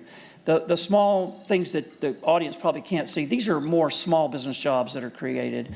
So even though this is a very large company with big salaries, they're expected to create the need for up to 895 small business jobs in the county by the end of year 5. So even these bigger companies that come in do contribute to our small business environment in a positive way. They have a very strong record of corporate and community engagement. They're not a company that's here now, so they are coming new to the community entirely. So when we look at them, we see they also offer very good benefits to all their employees. They expect to utilize our Work First partners. They have committed to do that. They have 25 employee resource groups, which are groups within the company that employees can identify with based on specific talents or things that they associate with. The company, they offer a transportation stipend, so a TSA allowance to their employees. They also partner with Bright Horizons to offer discounted daycare to their employees. We can't make companies do this, but it's nice to see when they do. They have tuition reimbursement policies. They also offer $200 a month towards student loan repayments, and they offer on-the-job training. And they do hire for based on experience, not just college degree. They also they measure and support the amount of spending they do with diverse suppliers, and they've supported over 5,000 nonprofits. And for somebody who is not here tonight, I'm also pointing out that they're very environmentally conscious, and you can see in your package a lot of things that they've done to make sure that they pay attention to the impact that they're having through things like bee pollination, gas emissions, LED certifications, and that sort of thing. So tonight, we're requesting the Board of County Commissioners to vote and adopt a resolution to approve a 3-year, 50% business investment program grant to the Capital Group Companies, Inc. for a not-to-exceed amount of $634,000 and authorize the county manager to negotiate and execute the contract. The funds are not paid until the investment is complete, property taxes have been paid, and the jobs are created and verified. That concludes my presentation. Thank you, Clay. So let's get the public hearing open. Mr. Chair, I offer a motion that we open the public hearing to receive comments on a proposed business investment program grant to the Capital Group Companies Incorporated. Second. Moved and seconded. All those in favor say aye. Aye. All right, ayes have it. There's no speakers, but let me turn to Chair of Economic Development. Thank you, Mr. Chairman. So again, the Economic Development Committee unanimously endorsed this project. Clearly, this is a company that goes well beyond the expectations that we have for, or the desires that we have for any of our recipients. But they do, I mean, their salaries are, I mean, just when you talk about the $200K for the average salary, but then they're also getting these benefits that we wish so many others would offer, such as the transportation spending account, as well as some child care discounting. And so that's just outstanding. And also the fact that they're environmentally conscious and more aware than most companies. That just, for me, is a clincher. And so I just wholeheartedly endorse, this project. Thank you. Thank you. Commissioner Leek. I too want to thank you for helping us to generate revenue and jobs in Mecklenburg County. And I want to say to the community to be a part of the new employees, if possible, our young people, because we do have colleges here, and these people, many of them have different skills that's necessary for the jobs that they're looking for. So I'm just so excited about it, because some people think about just the basic pay, but the benefits is what really is the payoff when you get those dental insurances, those other insurances that you have to pay. And it brings revenue into the government of the county because people are in need of support. So this is how we get revenue in the process. So thank you so much for doing what you do and your staff. Where's your staff anyway? Where are your people? Well, they're not all here tonight. They're scattered all over the place. They sent me in by myself. By yourself? They don't usually do that. Take the good news back to them, all right? And Thank buy you. them an ice cream cone this weekend. But thank you so much, and thank you, Mr. Chairman. Thank you, Two madam. of these are in District 4. Whether they're in my district or your district or anybody, they're in the community. They're in the county. And I look at the east side of town, for 12 years, those people had no jobs, did nothing with Eastland Mall land. It was vacant. We got no money as a county for support of the people in the district. So to you, thank you. Can I call you brother? Thank you, brother. Thank you so much. Thank you, Mr. Chairman. Thank you. Commissioner So Townsend moved. Ingram. So you saved the best for last. I appreciate it. This is all I asked for, right? Just some kind of, but I will say this. I listen to people and I have an understanding, a better understanding of today's times, because I think that some people have been out of the workforce for a while and they don't understand. The benefits aren't free. You do have to pay something towards those benefits. Of And then when you course. get those benefits, you still have to pay out of pocket, and there's still conditions to you being able to go to the doctor, being able to go to, and then by the time you do all of those things, it's dehumanizing not to have enough. And I am one who will speak out as to women, Black women, who can't go to the doctor or can't go here, even though you have benefits, because you don't have the time, you can't get off from work, or you don't have the coverage that will cover everything, or there's a loophole or something. So I appreciate opportunities like this, but I do want to raise awareness that just because a job has benefits, and if it doesn't pay a living wage, then there's just so many things that we, as privileged to have jobs or to have, not to have had the difficulties that some of our current generation is experiencing, I think is significant. So I appreciate you for this one, especially. I just want more. Thank you. Thank you. Commissioner Dunlap. Well, this is the kind of job that causes mass resignations. Causes what? People to resign from their jobs and go apply for this one. It might even make people who are retired to come out of retirement. Even old age people, huh?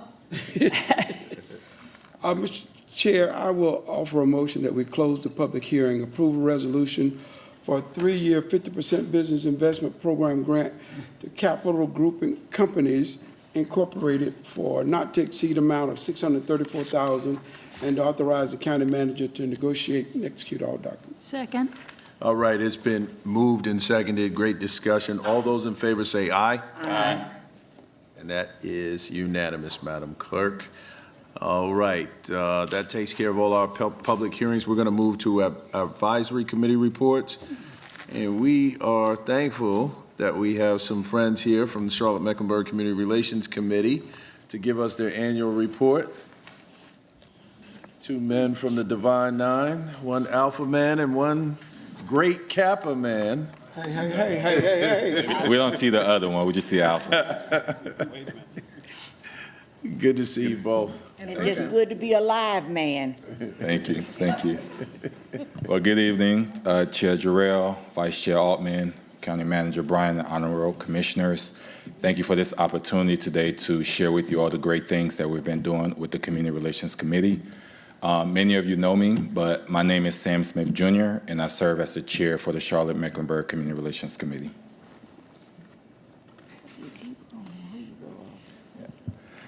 So before I start these, I always like to get us grounded in our mission at the CRC.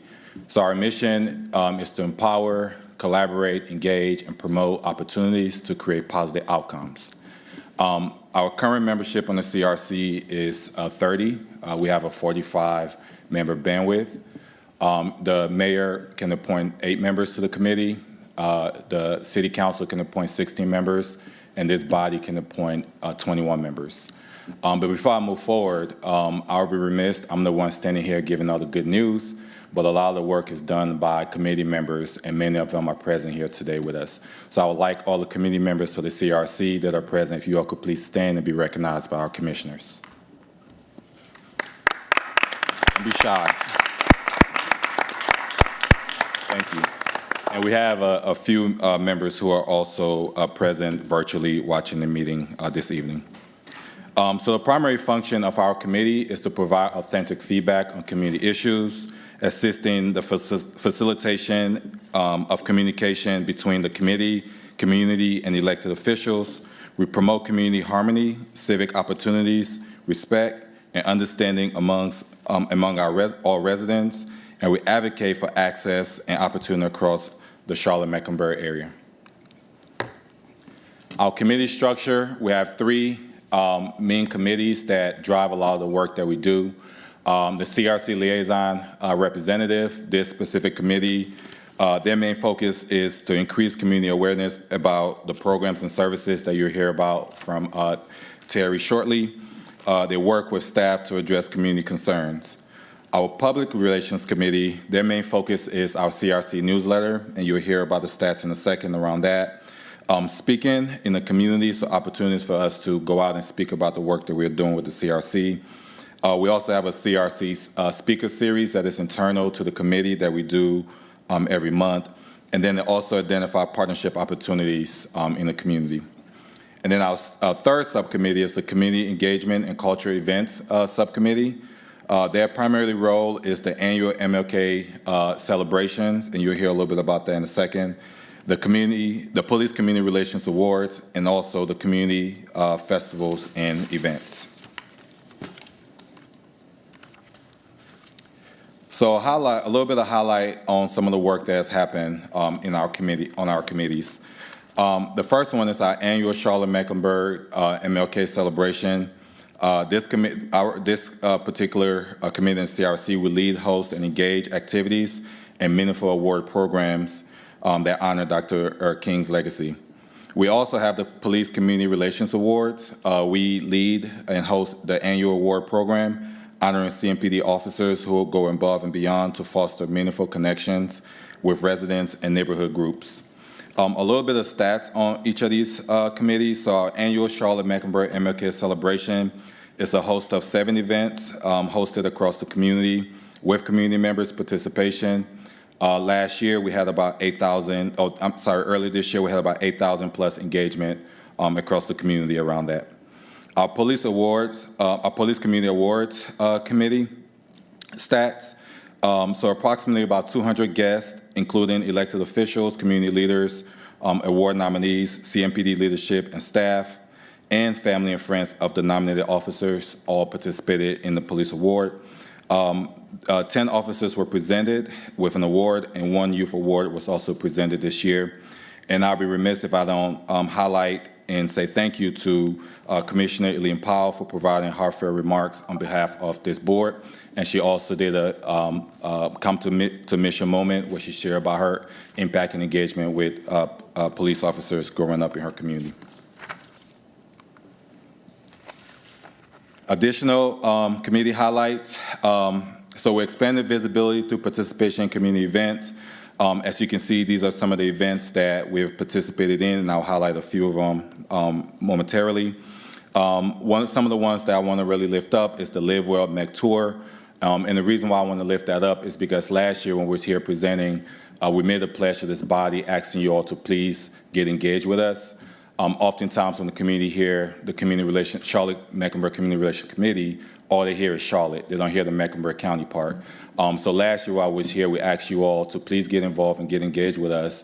And when Terry and I walked out of here, Dr. Kimberly Scott walked up to us and said that she do want to partner with this committee, and through that was able to do the Live Well tour with the health department and the CRC. So a little bit about the Live Well tour. So we, in partnership, the CRC and the CRD. So the CRC is the committee, the CRD is the department. We presented at 4 of the 7 tour stops in Matthews, Huntersville, Mint Hill, and Charlotte.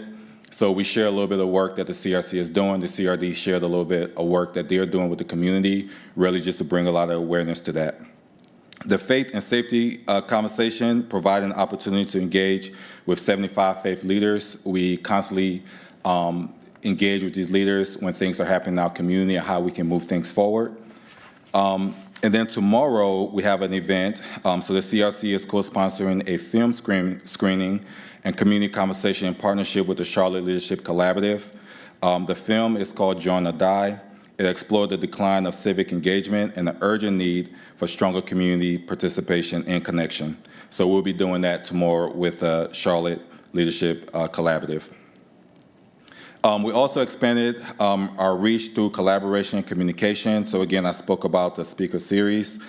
This is where we bring in members from the community in our monthly meeting to give updates or to share things that they are doing and how we could partner with them on these.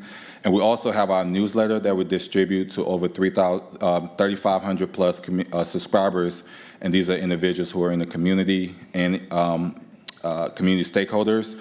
And we promote our events. We offer an opportunity to network and also engage with the broader community. Turn over to Terry. So, good evening, Commissioners, Mr. Chair. I wanted to my name is Terry Bradley, and I'm serving as the interim Community Relations Director. And I wanted to kind of give some highlight. Our office actually serves as the administrative support for the committee.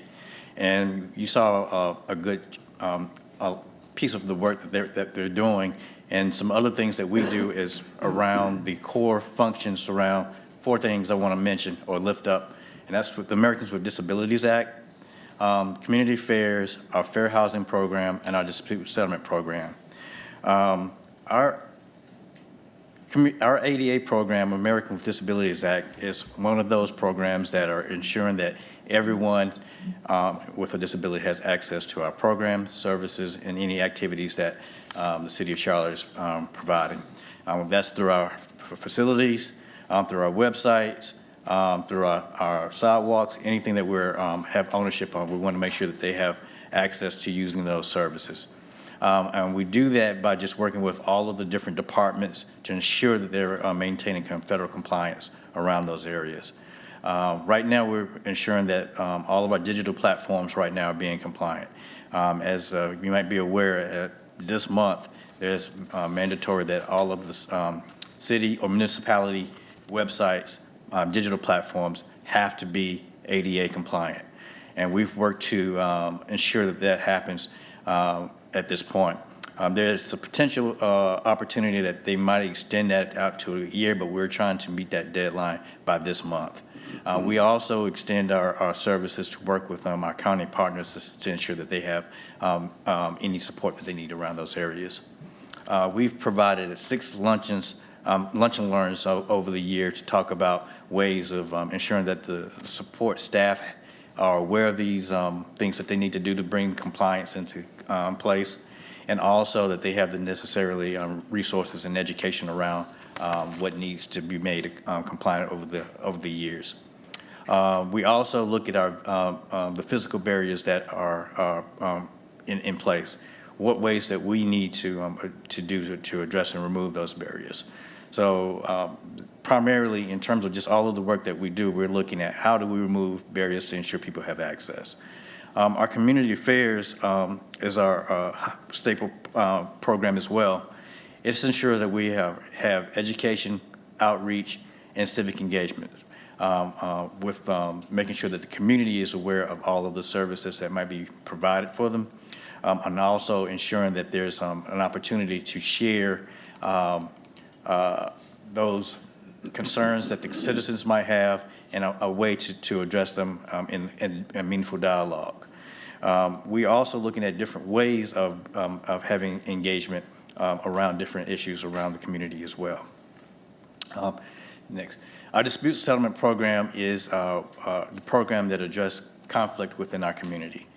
We have a dispute settlement program that has the opportunity to educate or train on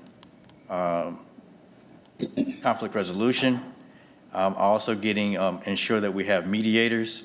Right now, we have a pool of about 75 mediators that are trained in volunteering their time and opportunity to address concerns that might elevate to going through the court system.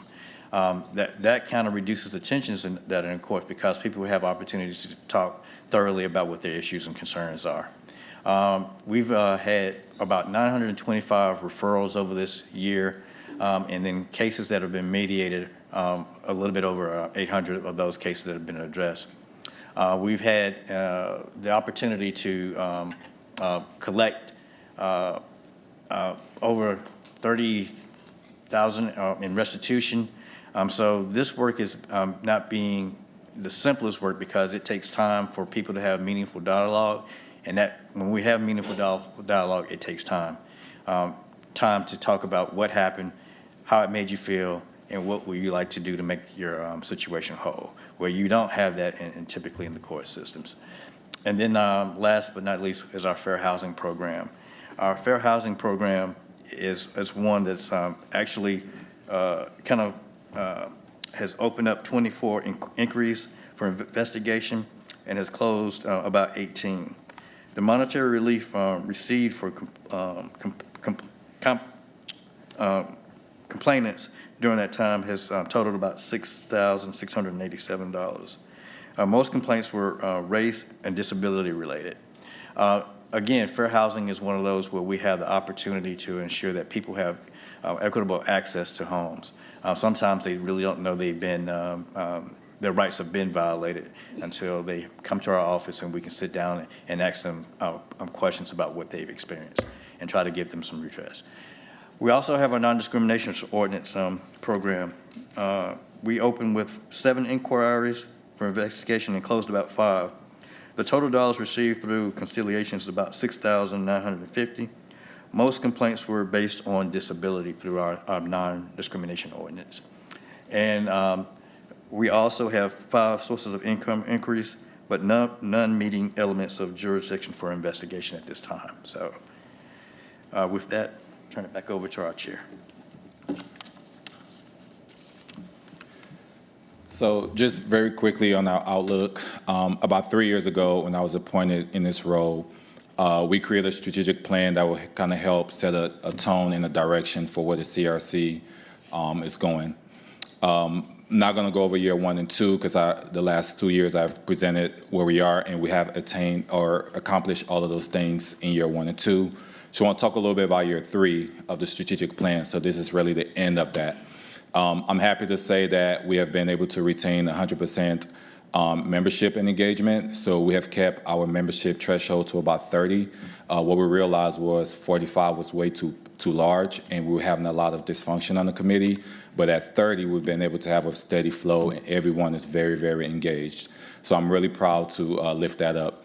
We've also had the opportunity to build a strong leadership team as we think about succession planning and also leadership transition. I'm happy to say, or happy to be in partnership with my vice chair, Dr. Emmanuel Meggett, who is up there. He was appointed to his role last year, so we are working in partnership together to see the mission of the CRC, and also the leadership of all of our subcommittees that are doing phenomenal work and keeping our subcommittees engaged in the work that we're doing. So we want to continue this progress. In September, we're going to have our retreat. At that retreat, we're going to develop a new 3-year strategic plan that will help carry us to the next phase. And we'll be presenting that to you all in our the next opportunity to get it coming from this body. Thank you. So where do we need help and support? So one of the things that I have been advocating for, and I will continue to advocate for, is that this body, including the city, help us to change the ordinance to get our membership threshold to 30. Right now it's 45. This is where we are supposed to be. But to change it to 30. 45 is a very huge committee. We are the largest committee in the board and commission system. So sometimes it's hard to get work done because a lot of ideas that come to the table. At 30, we're able to manage it a little bit more. We also want to strongly engage the county commissioners to continue to partner with us. Earlier I shared about the work that Dr. Scott and Live Well and Keon Lewis and our team did with the Live Well tour. We would like to see more of that. So if there are opportunities to partner with this body, please reach out to us. We want to do that. We want people to know that this committee is not just a Charlotte committee, but it's a Mecklenburg County committee. And then the rest of it, again, continue to increase participation in various events across the community and increasing our visibility and initiative that we're doing with this committee. With that, we'll take questions. Well, thank you. Thank you so much for the report. Let me start to my right with Commissioner Townsend Ingram, then go to Commissioner Rodriguez McDowell. We're going to open it for... It's not a public hearing. It's not a hearing, it's just... Well, first I just want to say welcome, and it's so good to see both Mr. Sam and my birthday twin, Terry Bradley. I did serve for 1 term on the Community Relations Committee, and it was really exciting, and I enjoyed it. And I really, really appreciate all of the improvements that have been made. I concur with you with reducing the membership to 30. Actually, I would even venture to say lower, and I would like to see a instead of an attendance requirement, as all of ours have, and a participation requirement, because I think that that would even weed out more people and get them more, because usually, 20% of the people do 80% of the work, and that's, I mean, you guys do a lot of stuff, especially with the dispute settlement program, which is excellent, the ADA program you guys lead and have won awards, and I appreciate that. So I think that you're doing an excellent job. I would suggest, though, that you reach out to the Board of County Commissioners specifically with theme, if there's a theme that you guys are doing that aligns with our priorities, that you reach out to commissioners instead of waiting for us to, because we kind of got a lot going on. So if you could reach out to us, and because I would appreciate knowing, when you guys have something so that I can participate and be involved. But otherwise, great job. Thank you so much. Thank you. Thank you. Commissioner Rodriguez-McDowell and Commissioner Dunlap. Thank you, Mr. Chairman. So I just wanted to say thank you to all the members, those who are here and those who are watching. This is tremendous community work. And I mean, I just look at all the things that you guys are doing. This is like really, really nuts and boltsy stuff that I think is just so, so important. So I want to say thank you to all of you for this hard work. I noticed that, the makeup of the committee is like 8 from the mayor, 16 from the city, 21 from the county. Like, do you guys have a recommendation, or who determines that breakdown? So because I concur that, if they think it's best to reduce the number, put it in the bylaws and get it officially changed. So I guess we need to figure out what's the method for doing that, because I support that. I just wanted to thank you for your leadership, and I know that there's been some big changes.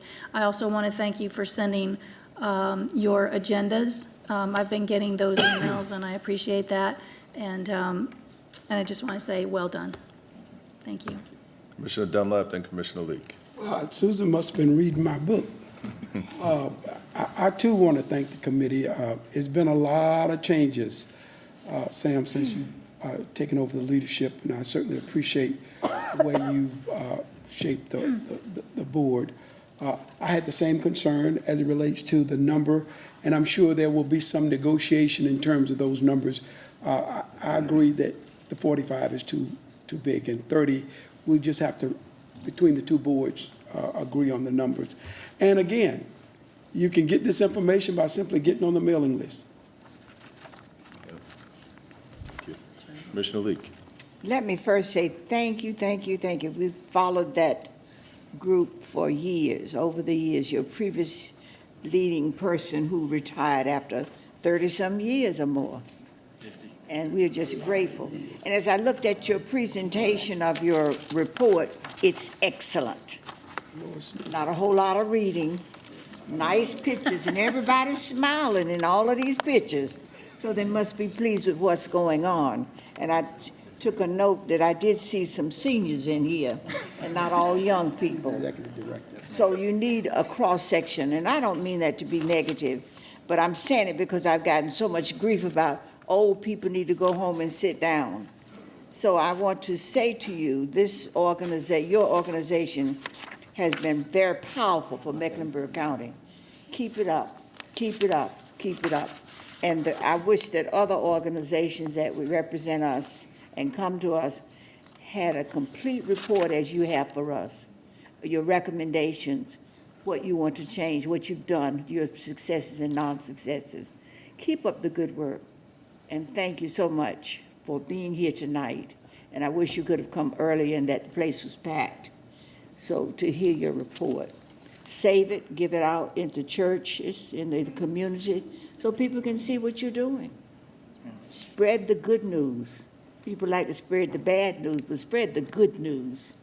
Thank you so much for your participation. Thank you. Thank you. Thank you. Commissioner Griffin. First of all, Mr. Smith, just to say thank you. I've been here with some of your reports when the ship wasn't quite as steady, but under your leadership and your team that you put together, you've moved from what they call storming to norming to performing, and what you've articulated tonight is your efforts for continuous improvement and effectiveness as an organization. And I want to say hats off to you, the leadership team, your entire board and staff for getting to this point. So I don't want it to get past any of us to not be able to recognize the hard work that you and team have put together and the successes before us. Thank you, sir. Thank you. I just want to say storming to norming to performing. I like that, Commissioner Griffin. Thank you, and congratulations. Well, team, I just want to double down on what everyone's saying. You guys have done an amazing job. Thank you to all the committee members that are represented here, those that are listening. We sincerely appreciate your work. Sam, you as a leader have done a tremendous job. You're an outstanding young leader in this community, and we appreciate you. Terry, what you've done and what you do, the way you include us in all of the communication, whatever the event, the activity, you go out of your way to ensure that there's representation from the city and the county, and it's not lost on us at all. There's a real intentionality behind it, and we definitely appreciate it. The synergy between you two, excellent, excellent, and the takeaway certainly to double down on what others have said. Mr. Manager, we could go back and figure out how we could do that. 45 just is a ridiculous number for any any individual to try to manage that. So we need to solve to that. To Commissioner Dunlap's point, we can figure out what the numbers as far as appointments are. But whatever we need to do to make your job easier and to make you successful, we want to be able to do that. But certainly want to just say thank you for what you guys have done, are doing, and will continue to do in the future. Thank you. You can give them a round of applause. They're excellent.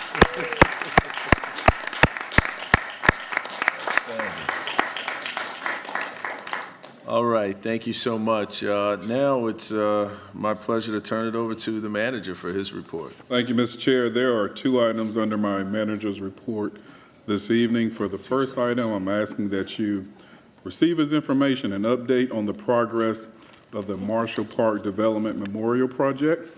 I'm going to ask that Dr. Leslie Johnson make her way to the podium to tee this presentation up.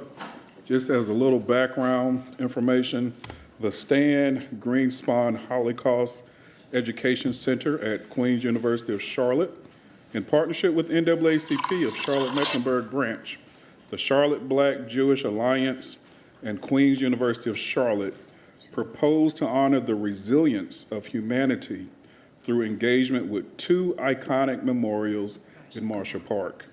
The existing Dr. Martin Luther King Jr. Memorial statue and a new Holocaust memorial sculpture. The project, referred to as the Circle of Humanity, Monuments for Unity and Remembrance, will weave together the stories of the Holocaust and the Civil Rights Movement to promote understanding, tolerance, and a shared commitment to building a future where all people are treated with dignity and respect. I had the privilege of receiving an update from this group last week. I was extremely impressed with the work that they have done to date, and I'm excited for them to share with you their information in their presentation.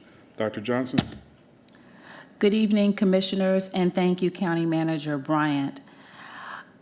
Almost a year ago, it was on June 17th, 2025, you, the Board of County Commissioners, authorized the County Manager to negotiate and execute a memorandum of understanding, as County Manager Bryant noted, with the Stan Greenspon Holocaust and Social Justice Education Center at Queens University of Charlotte, and to recognize and receive the donation of a new Holocaust memorial and other site improvements at Marshall Park. Join with me tonight are Reverend Corinne Mack and Rabbi Judy Schindler, who will provide an update on this project, as already referenced, the Circle of Humanity, Monuments for Unity and Remembrance. The proposed improvements will happen at Marshall Park, and the site, as noted, will include a Holocaust Memorial sculpture, gathering spaces between the new sculpture and the Martin Luther King sculpture or statue, and a Holocaust Memorial statue, as well as seating area and informational kiosk. These improvements will take place in or within the 2.5 acres that are part of the development plans associated with Marshall Park.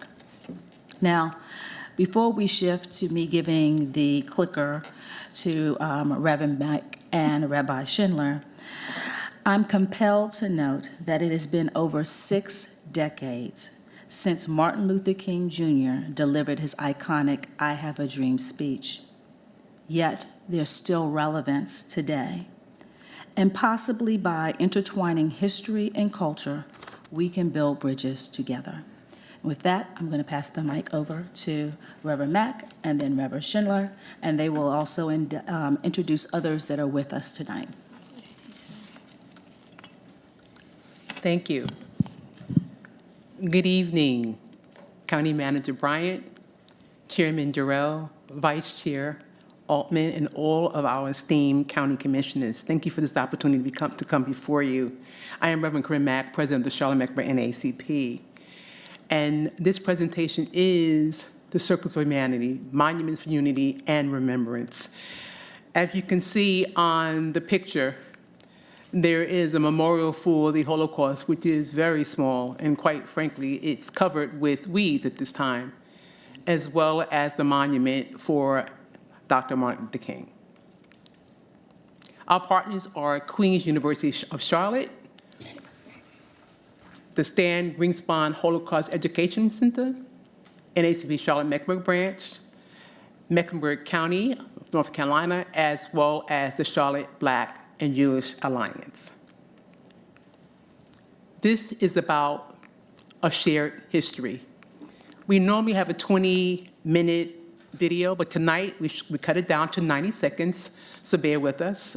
Please turn your time and your thoughts and process to this 90-second video, because we believe the truth matters.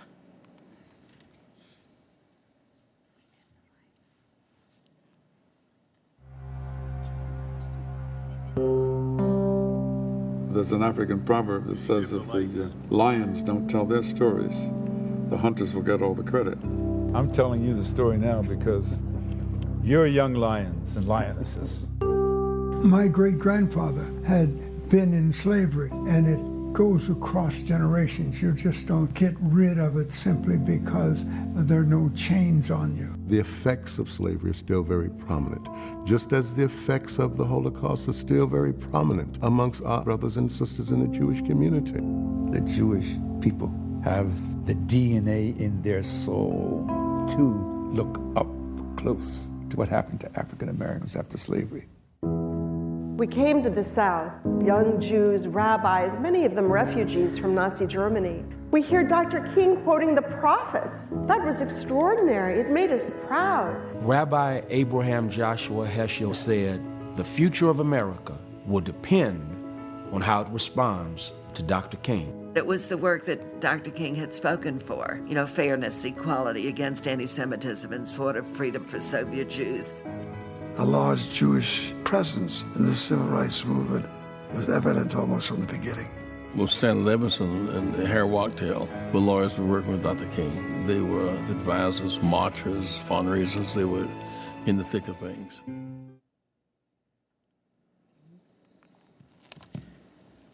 Our history and purpose and vision is a place to reflect, a place to educate, a place to celebrate civil rights gains because of this collaboration. Again, the memorial sitting there, it was actually erected in 1979. And then the MLK was erected in 1980. All those years have gone by. And unfortunately, most of us don't know anything about either one of these communities. Imagine the power of the collaboration of the two.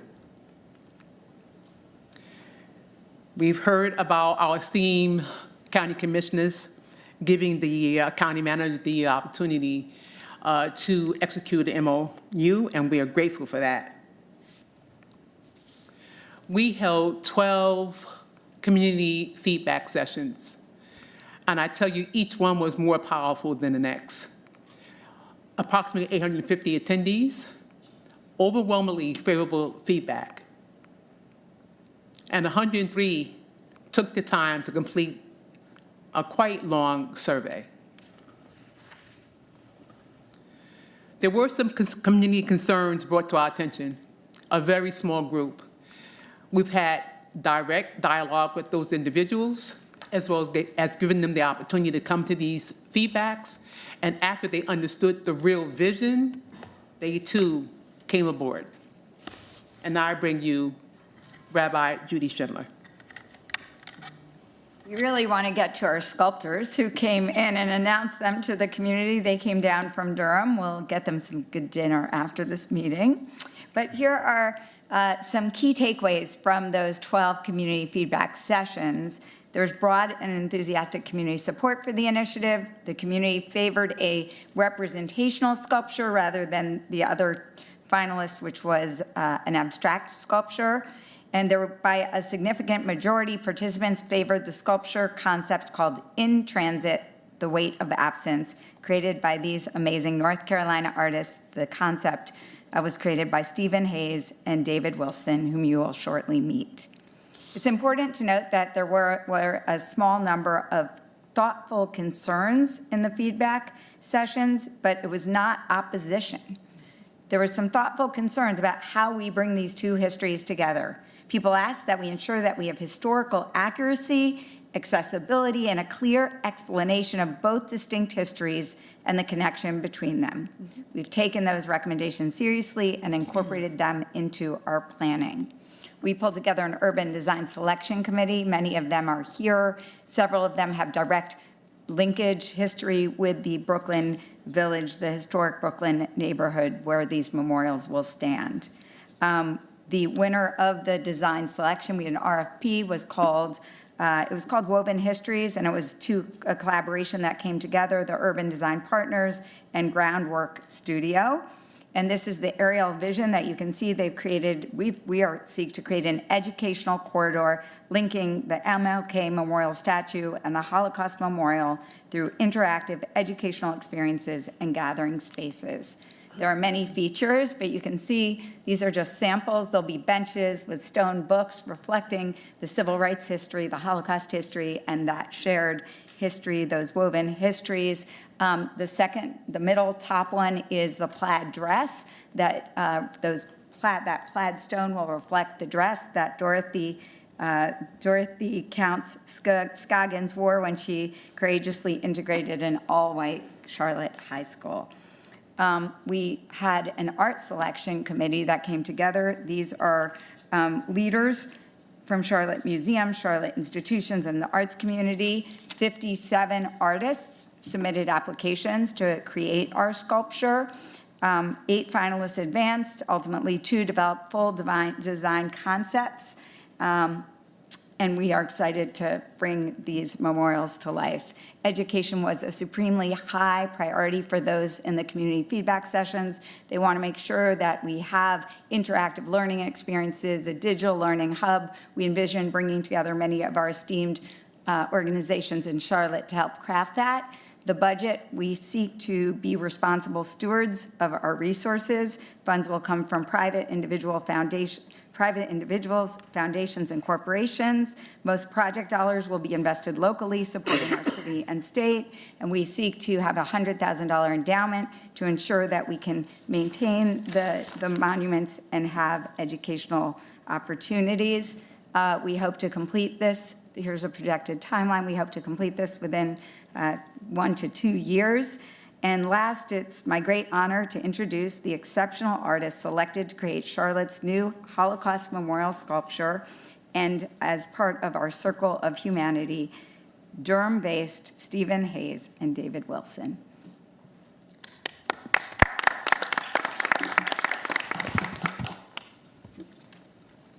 Good evening. Okay. Good evening. Commissioners, Mr. Chair, we always like to open up by giving thanks and praises to the Lord for this opportunity to even be here this evening, for our creative talent as well. Stephen Hayes and I, my partner in creativity, as Rabbi Judy mentioned, we're right up the road, 2 hours away in Durham, North Carolina. And even though we're a couple hours away, we find ourselves still feeling like Charlotte residents, community members. Our work and our creative footprint and community engagement footprint stretches back over 10 years in the Charlotte community, Charlotte Mecklenburg community overall, from the Gantt Center uptown to Beatty's Ford Road to Stewart Creek Park.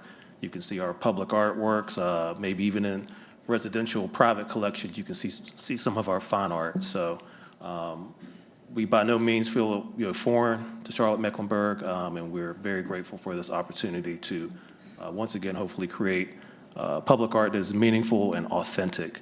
So with the in-transit weight of absence concept that you see on the screen above you, as artists we conceived this design for this memorial as a place of remembrance, reflection, and human connection.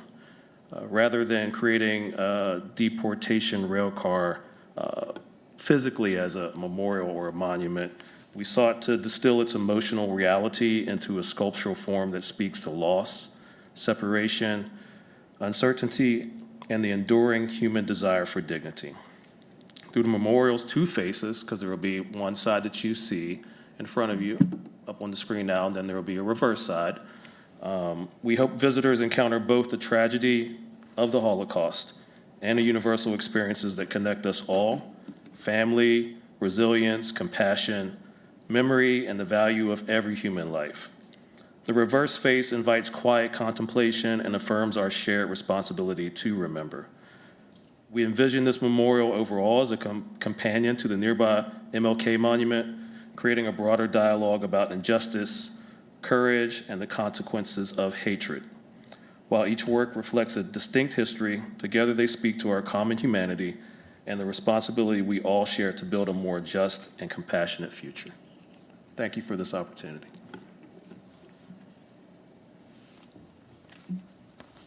You gonna say something? Thank you for the opportunity. My partner's a man of few words, so. Sweet, I like it.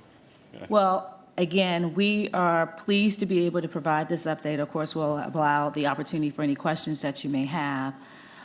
Just as you want to know what are the next steps, as I noted early on, a year to a day, you authorized the county manager to negotiate an MOU. We did not execute that. We wanted to at least get community feedback. We wanted to get a host of other things before we proceeded with the next steps. So, of course, again, as County Manager Bryant noted, today you are to receive this as information. If you have any questions of the team, they'll gladly respond to you.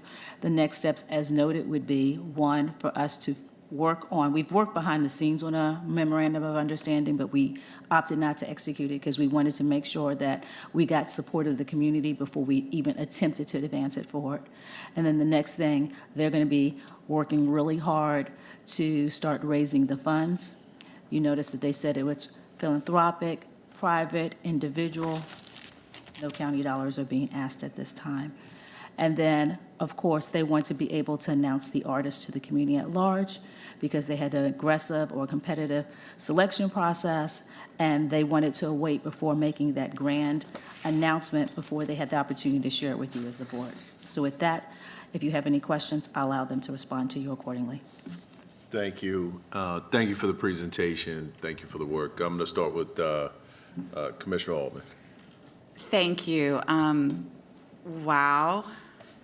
I just have to get it, out there on a personal note how deeply moving this is. My great-grandparents and many of their children, not my grandfather, but other of theirs, and their spouses and children were all murdered in the Holocaust. And I've been to Auschwitz, and this image here is very accurate.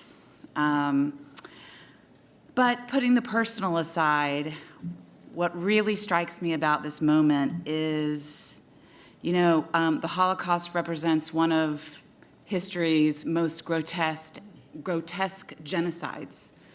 And the legacy of slavery in America is our original sin in this country. And you invoke, praising God. And one of the beautiful things about our shared tradition, some people are of different traditions and some don't have one, and I respect that too, but the one we're speaking about here is that, contained in the Torah, contained in the Old Testament, was the innovation that we're all made in God's image. And every human being, rich or poor, stranger or, neighbor, deserves that fundamental respect as someone who is made in the image of God. And so this shared partnership for me is a reminder across one of history's worst genocides and the worst legacy of what America has done wrong, and brought it together to find the commonality, which was a failed obligation to recognize the humanity of others and to fight for it. And somewhere in your presentation were the words, "Their fight is our fight." And that is the legacy for the Jewish community and for everyone who wants to be a good ally to our neighbors. I say that as a Jew, but it's for everybody, to bring the fight for everybody. That's what we need to learn, and that's what I think this project is going to help us do, and to bring together different groups at a time when we do have so much division. I do have one question. I love what I see in terms of the memorial around the Holocaust, but where is the part around Dr. King? Is that image here, or are we using the one that we currently have, or? In terms of the MLK? Yes.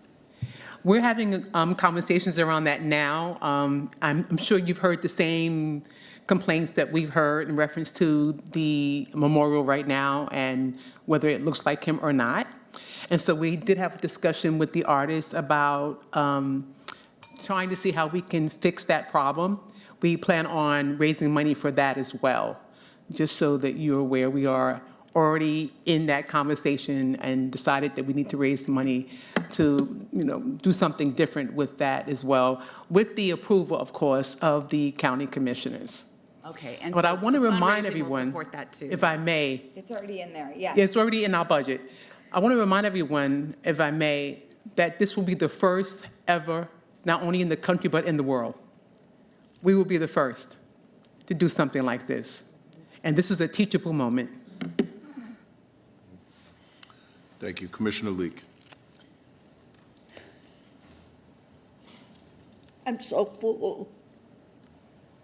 I can hardly speak for the remembrance of the experiences I have had through a segregated community, school, where we lived, where we could buy and not buy, what we could try on and not try on. No policeman downtown on the square in Charlotte. So I'm so full, but I'm grateful that our manager and the people with him have come to the realization that there were contributions made. My husband was a freedom rider on the bus that burned. We marched to keep this city from building the education center. We marched in Buffalo. So I have a great legacy. I remember a lot of things, and I still carry the burden on my back as being a Black woman struggling. Today is the anniversary of the death of my husband. Today. And I mentioned it to someone and tried not to cry, but I couldn't help but think about it. Lost my son in '93 to AIDS. My husband was killed in a car wreck on South Boulevard. But what has worried me more is some of my own people who have rejected me and not tried to work with me or support the community.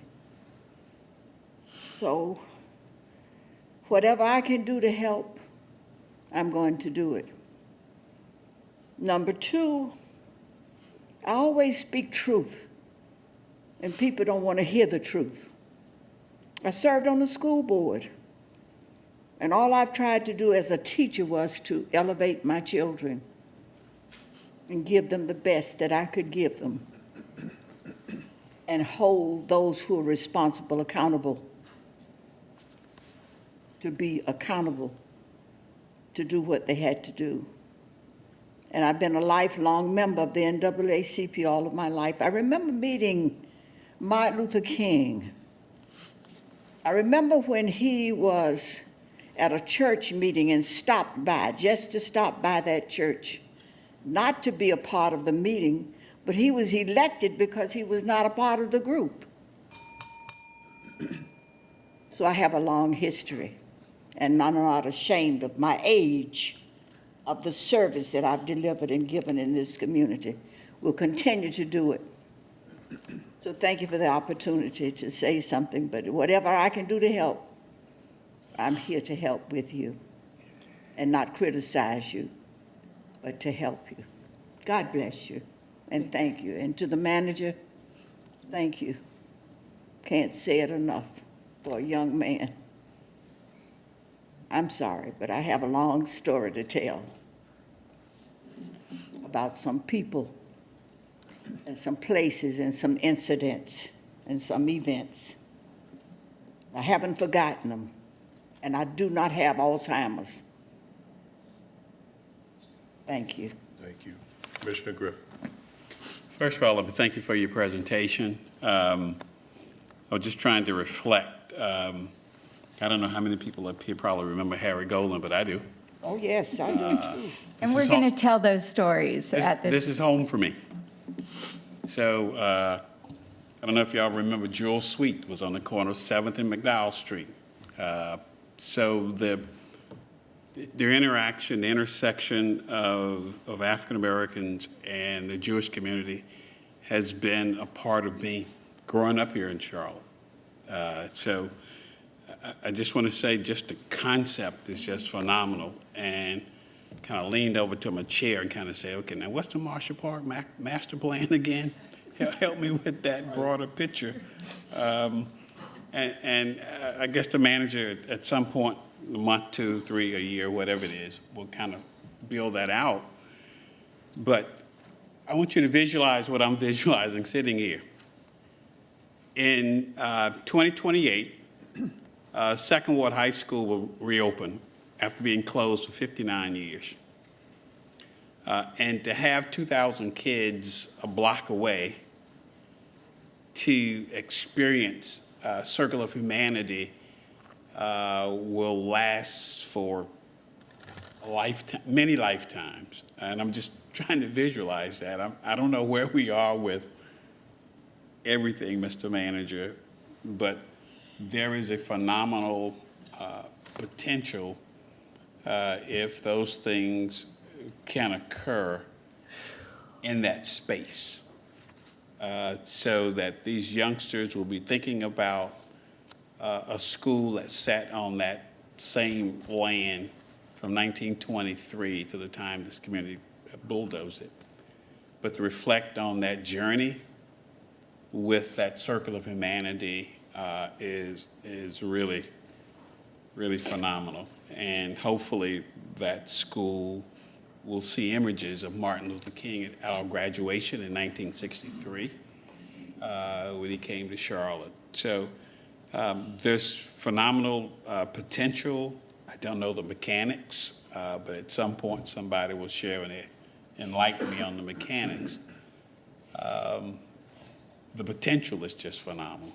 And I can just visualize that today, and then talk about personal experiences.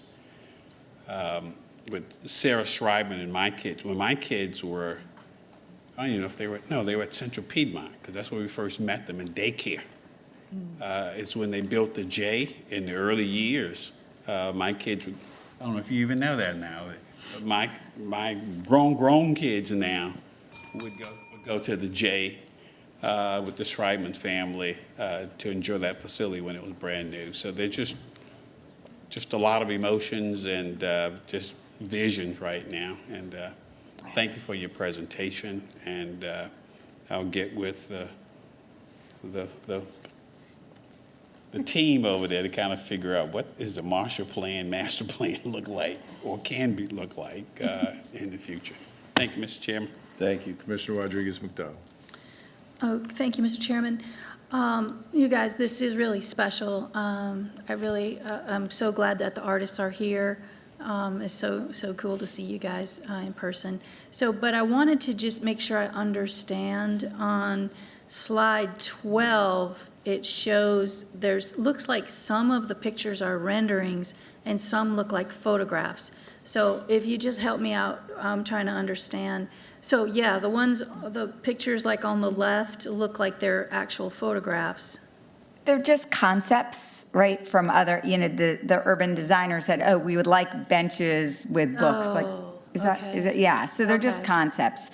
Once we have the MOU, right, we'll finalize the plans. Okay. Then we'll go fundraise, right? And then we'll sign contracts and get moving. Okay.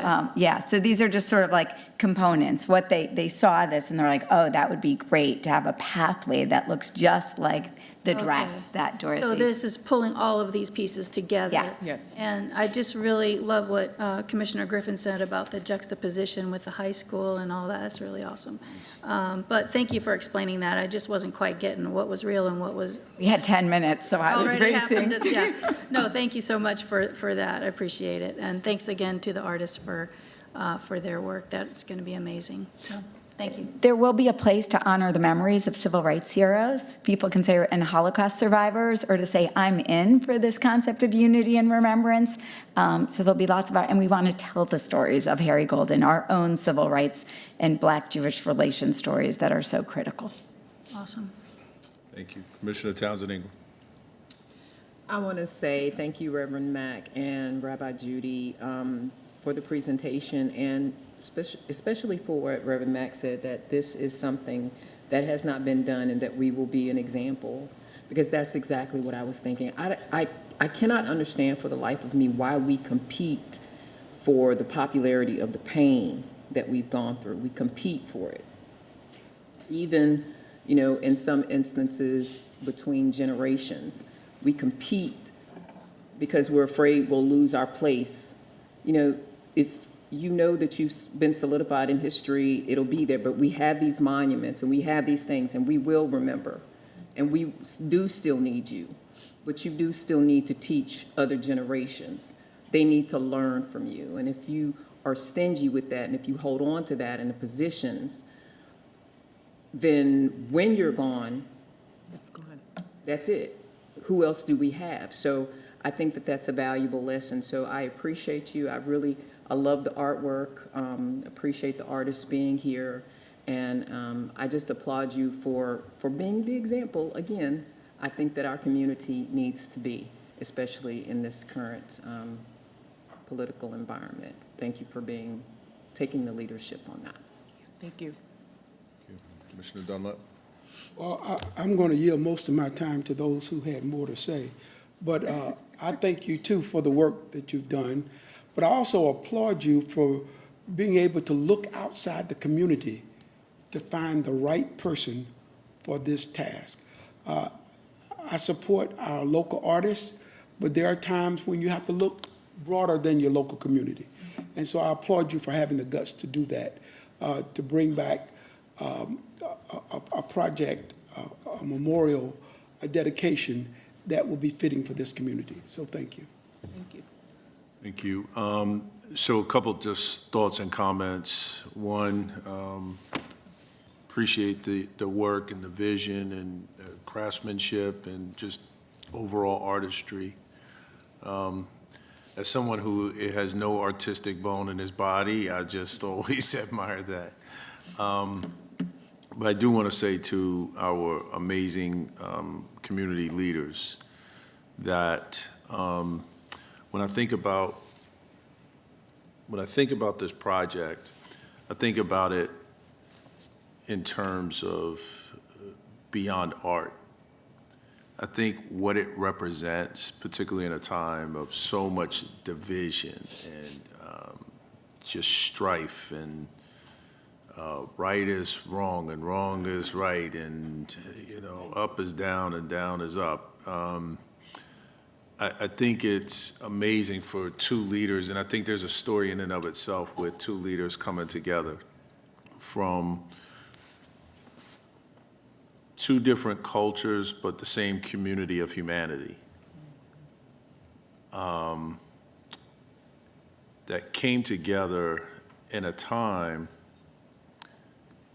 if you think about the backdrop of what we've experienced over the last couple of years, and it would have been easy for two leaders to move apart as opposed to standing strong to come together and bringing communities together. I think it's actually a phenomenal story in and of itself that I hope you guys will think about sharing in a different way as we move forward from here. But I say all that to say just thank you for your leadership, because this took true leadership, leadership beyond just raising money, but engaging in some very difficult conversations and standing in the gap and taking whatever darts and arrows were coming with respect to criticism. And so we're just grateful and we're thankful tonight for that level of leadership, and certainly look forward to taking this to the next phase. Thank you. Leslie Johnson has been phenomenal every step of the way, and the committee up here, Absolutely. and all of you. So Leslie, couldn't have done it. Thank you for pointing out Dr. Johnson. We know how much of a superstar she is, but I'm glad you were able to lift her up like that, so thank you. Thank you. Definitely, Clark Kent has nothing on her. We can't wait to all dedicate it one day. We will celebrate together. Thank you. Thank you. Have a good night. Thank you, you all. Thank you all.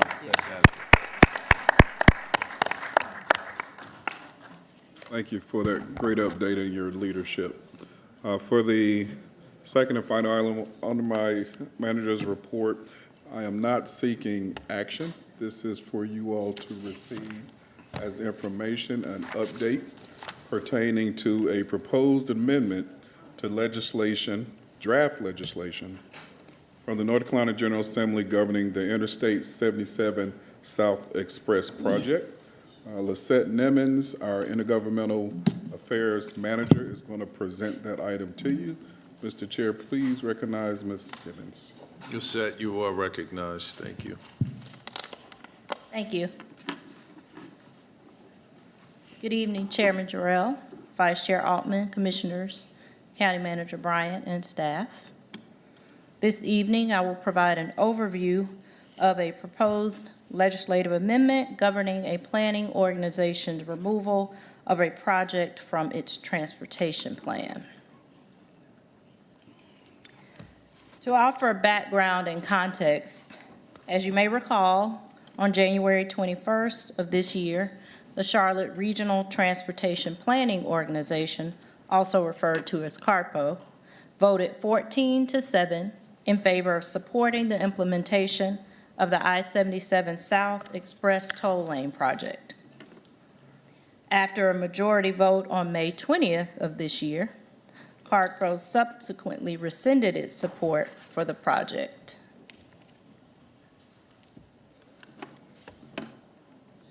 The proposed amendment provides that if a metropolitan planning organization or rural planning organization takes unilateral action to remove a project or prevents delivery or funding of a project from its Metropolitan Transportation Improvement Program or Comprehensive Transportation Plan after commencement of pre-development activities, any local government that voted in favor of removal is responsible for reimbursing the Department of Transportation for costs incurred. So I will first walk through some specifics of the amendment, starting with a few definitions. As you can see, these definitions are effective retroactive to January 1st of this year. Unilateral action is defined as removal of a project by an MPO or RPO that is not required by federal law, court order, or by written direction from the Department of Transportation. The department will determine what constitutes unilateral action and provide written notice specifying the amount to be reimbursed. A project is defined as one that is selected, programmed, or authorized pursuant to state statute and is included in the State Transportation Improvement Program, also known as the STIP. Last, you'll see the local government is defined as a municipality or a county. Next, I will walk you through specific cost specifications. The costs incurred include preliminary engineering, environmental studies, consultant fees, labor and expenditures prior to removal of the project. We do know that the approximate costs incurred for this project total $60 million. Each local government entity that voted in favor of removal shall be responsible for costs in proportion to their weighted voting percentage within the MPO or RPO. We also know that Mecklenburg County is responsible for a small share of this vote. However, we do not have the exact dollar amount that would be attributed to each municipality. Specific to reimbursements, you'll see that the Department of Transportation will not provide state funding or fund any projects under the STIP until it is fully reimbursed for projects to which this amendment applies. In addition, payments toward the reimbursement shall be deposited in the Highway Trust Fund. Lastly, a local government entity may not fund the reimbursement from the Mecklenburg County Roadway Systems and Public Transportation Systems Sales Tax Act. So what you see before you on this slide relates to further state action effective when the bill becomes law. The amendment provides that the Department of Transportation shall study the feasibility of options to terminate the June 6, 2014 agreement for the I-77 North Lanes projects in Mecklenburg and Iredell counties. This includes the option to acquire the project, and it also applies to any amendments to that agreement. The study shall include an assessment of the cost to terminate, modify, negotiate other options, and identify funding sources. And the Department of Transportation may engage a third-party appraiser to make value determinations. They shall also report on the findings of the study to 3 entities. 1, the Joint Legislative Transportation Oversight Committee.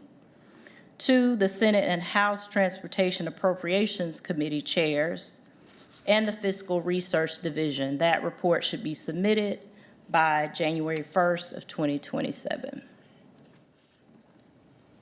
Now, with regard to the STIP, this amendment prohibits the Department of Transportation and the Board of Transportation from amending the STIP to remove, reprioritize, or reprogram the I-77 South Express Lanes project before January 1st of next year.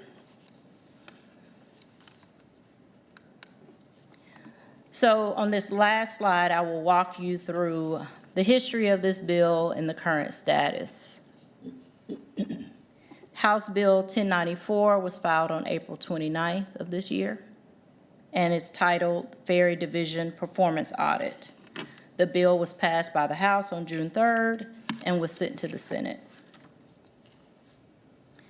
In the Senate, this bill has been converted to the NC.DOT Omnibus Bill and contains a number of transportation-related provisions affecting the North Carolina Department of Transportation and the Department of Motor Vehicles.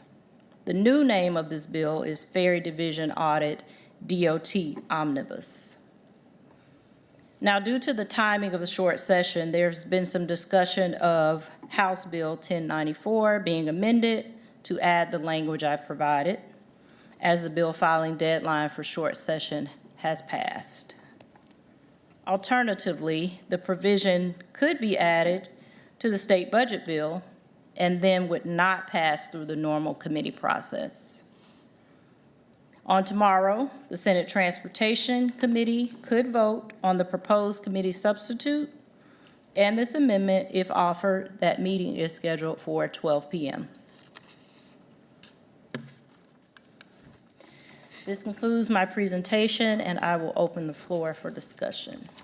All right, thank you, Lisette, for that update. I think it's an important update for the community.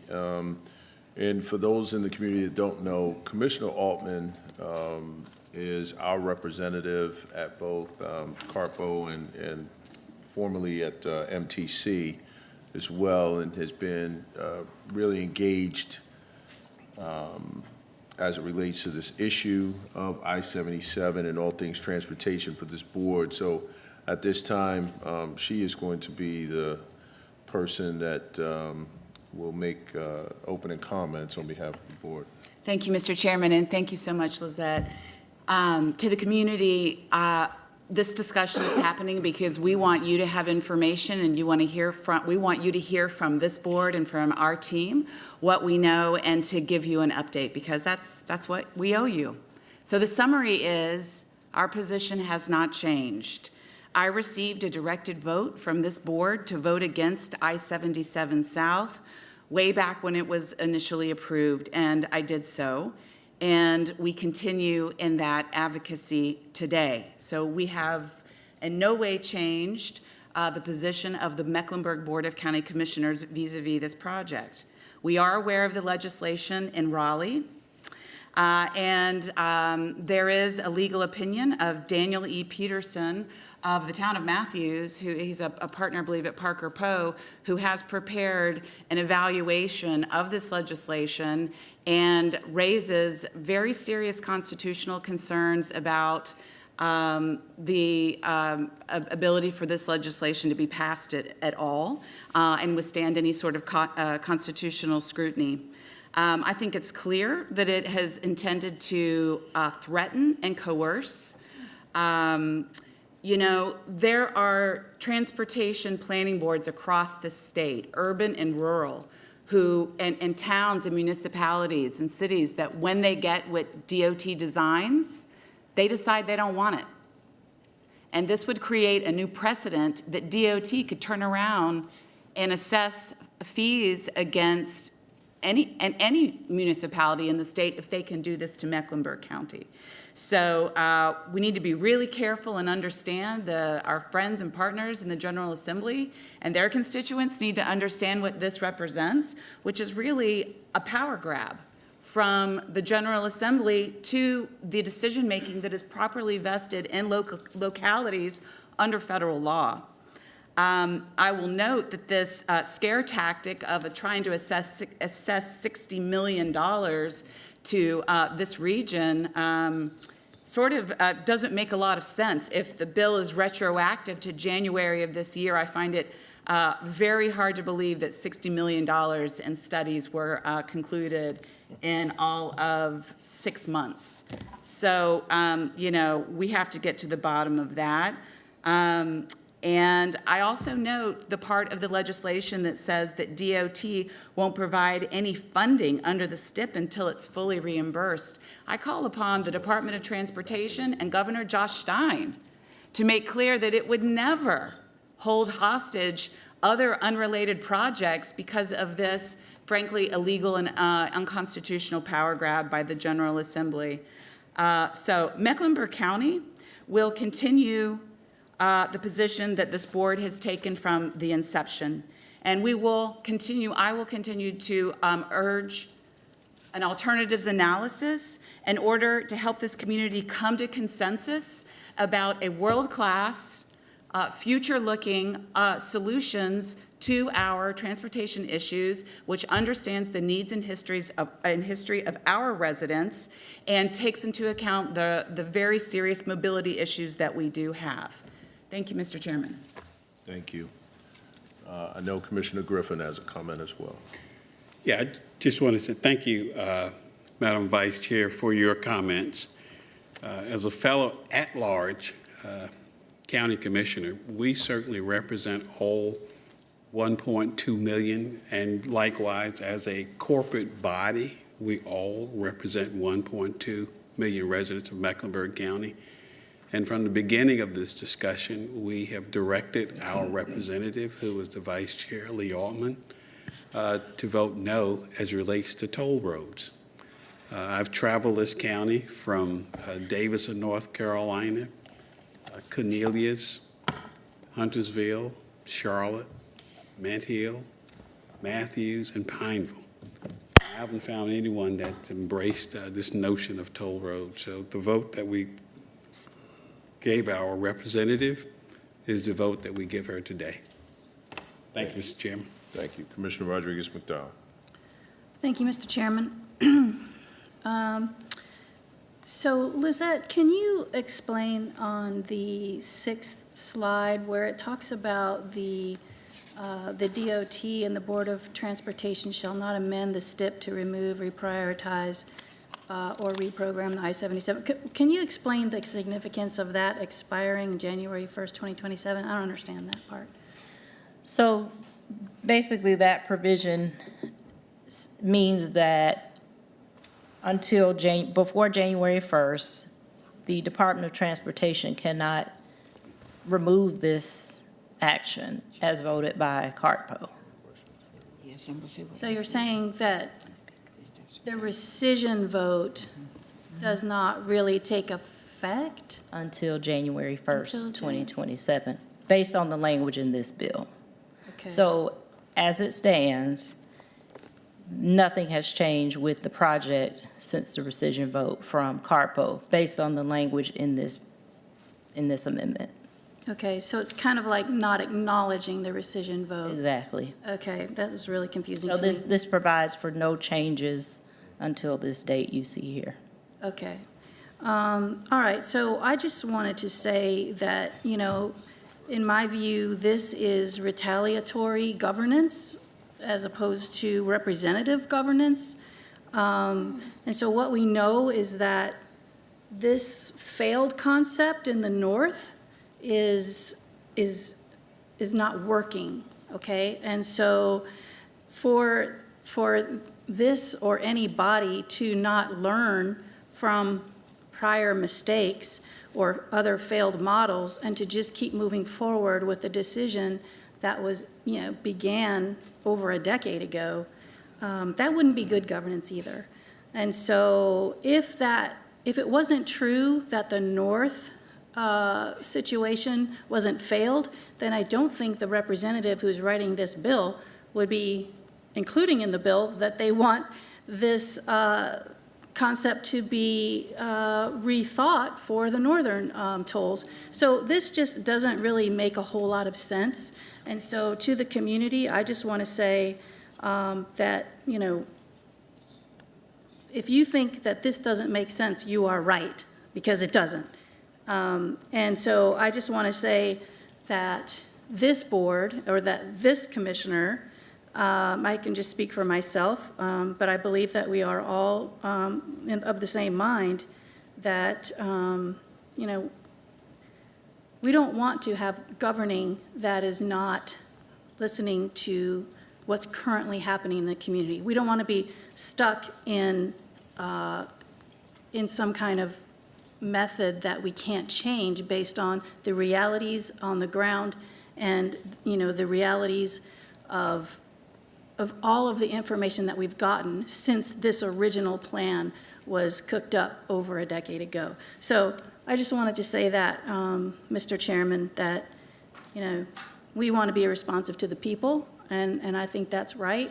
And so I really am so appreciative of this board for standing firm. And so I support that. Thank you very much. Thank you. Commissioner Leek. Let me first say thank you for offering me the opportunity to speak as a member of this board. My concern, and the question I've asked repeatedly across the community, because I've been to 100 counties in the state of North Carolina. When you talk about dividing a group of people, and that's what it's going to do and has done, I have not yet seen where the people in Raleigh have thought clearly about what they are saying to us to do. The community is a black community where they're talking about disrupting the people as they did with Brooklyn. Here we go again. A second ward, here we go again. Toll fee, where is the money going? To whom will be the recipients? We had a gas tax that we've been paying over the years for buying gas. So help me understand, as a member of this community and living in Brooklyn, working in Brooklyn at a church, and working in the school system, how this is going to make it better. So if we're saying no, we've said no. The people have said no. So why are you going to say to the people politically, it's not good for you, it's good for us? So I'm not trying to make it a racial issue, but it has become a black and a them issue. And how many, Mr. Chairman, live in that we represent sitting up here? How many people do we represent? 1.2 million. How many? 1.2 million. And you're going to say to me you're going to override 1.2 million people and what they said no to, and you're going to justify it by pushing the process in Raleigh on us to make us do it anyway? So I just want to say that the people that I represent have said no repeatedly. And here you're saying yes again. A Brooklyn, a second ward, an area where we're sitting right now was where many of us walked and worked and labored in this community. Politically is what they're doing to us. So thank you for the opportunity to hopefully that the people will not justify what they're doing. Where's the money going? Where's the tax money going? Help me understand that. And how are you going to penalize us for saying no? So thank you for the opportunity. Thank you, Commissioner. Thank you all for your comments. Just very quickly, I want to thank the Vice Chair for her work. The carpool meeting is tomorrow night at 6 o'clock. I think the biggest takeaway is that the position of the board has not changed, as was already stated. I think another point to lift up is this, is that, you know, this board has and will continue to put the people first. This is not about political posturing. This is not about casting aspersions. This board in Mecklenburg County remains open to having substantive dialogue with any of our partners in the region, any of our partners across the state. That's always been our posture. That's nothing new, and that will continue to be our posture. But we'll certainly always make sure that we are standing by our convictions as it relates to the residents of Mecklenburg County. And I think it's a very easy proposition for the board members. For us as board members, it's a easy proposition, and I'm glad that there's actually no daylight between any of us, the 9 of us that sit up here, as it relates to, 1, protecting our residents, 2, having dialogue and communication with any of our partners and stakeholders, no matter what position that they may take. And we'll continue to do that because we believe that's in the best interest of our residents. So thank you, Lisette, for the presentation. Thank you for the work. We'll continue to follow that bill and that legislation and anything else that comes out. Thank you, Ms. Nimitz. Mr. Chair, that concludes my report. Thank you. Thank you, Mr. Manager. I appreciate that. At this time, we'll move to consent items. Is there a motion to approve those items not pulled from consent? So moved. So moved, Mr. Chairman. Moved and seconded. All those in favor say aye. Aye. No opposed. All right. We got that second. Let's move to commissioner reports. I'm going to start with you, Commissioner Rodriguez-McDowell. No report. Commissioner Townsend Ingram. I do have a brief report. I first just want to say thank you to everyone who sent well wishes to me during my health scare. I did have open heart surgery. For those of you who didn't know, I am on the heart transplant list, but I do have a device that is helping my heart along until I am able to get a heart. So I appreciate that, as well as during the loss of my sister, my last living sibling. I appreciate that very much. I'm not going to linger on that too much, but I just really appreciate it because I've gone through the loss of every family member just about over the last 36 months. So I appreciate all of the support. I've spent a lot of that time that I was away, the best I could, listening and researching so that I could get a clear understanding of my priorities and the county's priorities and how they mesh and magnify that. And I want to magnify it as your at-large county commissioner. However, I want to work more closely with commissioners who share the same priorities as I, that align with the county's overall priorities, as I realize we can't do it alone, and I cannot do it alone, and I don't want to do it alone. And with that being said, I want to extend an invitation to my colleagues who have the same special focus on specific interests, since we have so many. There's such a need, especially veteran commissioners who have the experience and expertise that I do not, and I'm always a lifelong learner, and I welcome the opportunity, and I value that information that you have and that I want to be able to utilize and give to the community. I also want to extend an invitation to our new colleagues who will join us in January 2027. I believe as the newest member of the board, I offer an insight into how you can begin to absorb and take on this new massive responsibility. I recognize already by your platform some of the work that you do that overlaps with the board already, and I welcome the opportunity to work with you. I wanted to highlight some of the 4 things that I want to focus on that have become more urgent to me. Food deserts that still exist, especially in District 2 where I live, zip codes 28205, 28206, 28208, 28212, 28216, and 28217. Mental health care for all, shout out to Santee for doing that work, as well as holistic health care for women, having vital discussions that we tend to put off for a better time or keep to ourselves and worry about later. Education, we had a great report today from about our pre-K program that is doing wonderful, wonderful things. So education and child care deserts, that we have 65% of Mecklenburg County is in a child care desert. That means there's a 3-to-1 ratio of more than a 3-to-1 ratio of need to open slots. So my time is up, but I just wanted to highlight the priorities and just send my appreciation and thanks to everyone who sent well wishes to me. Thank you. Commissioner Dunlap. No report. Commissioner Altman. No report. Commissioner Griffin. No report, sir. Commissioner Leek. I want to thank the basketball team in New York for winning after so many years of not doing so. But to say to those young men and the community, I was rooting for you every night and every day that they would win. And the young man whose father was part of the coaching team, it said something about the father and son relationship that I hope that many people felt and got out of it. And to say to that young man, thank you for his leadership And he was not selfish about being all about himself.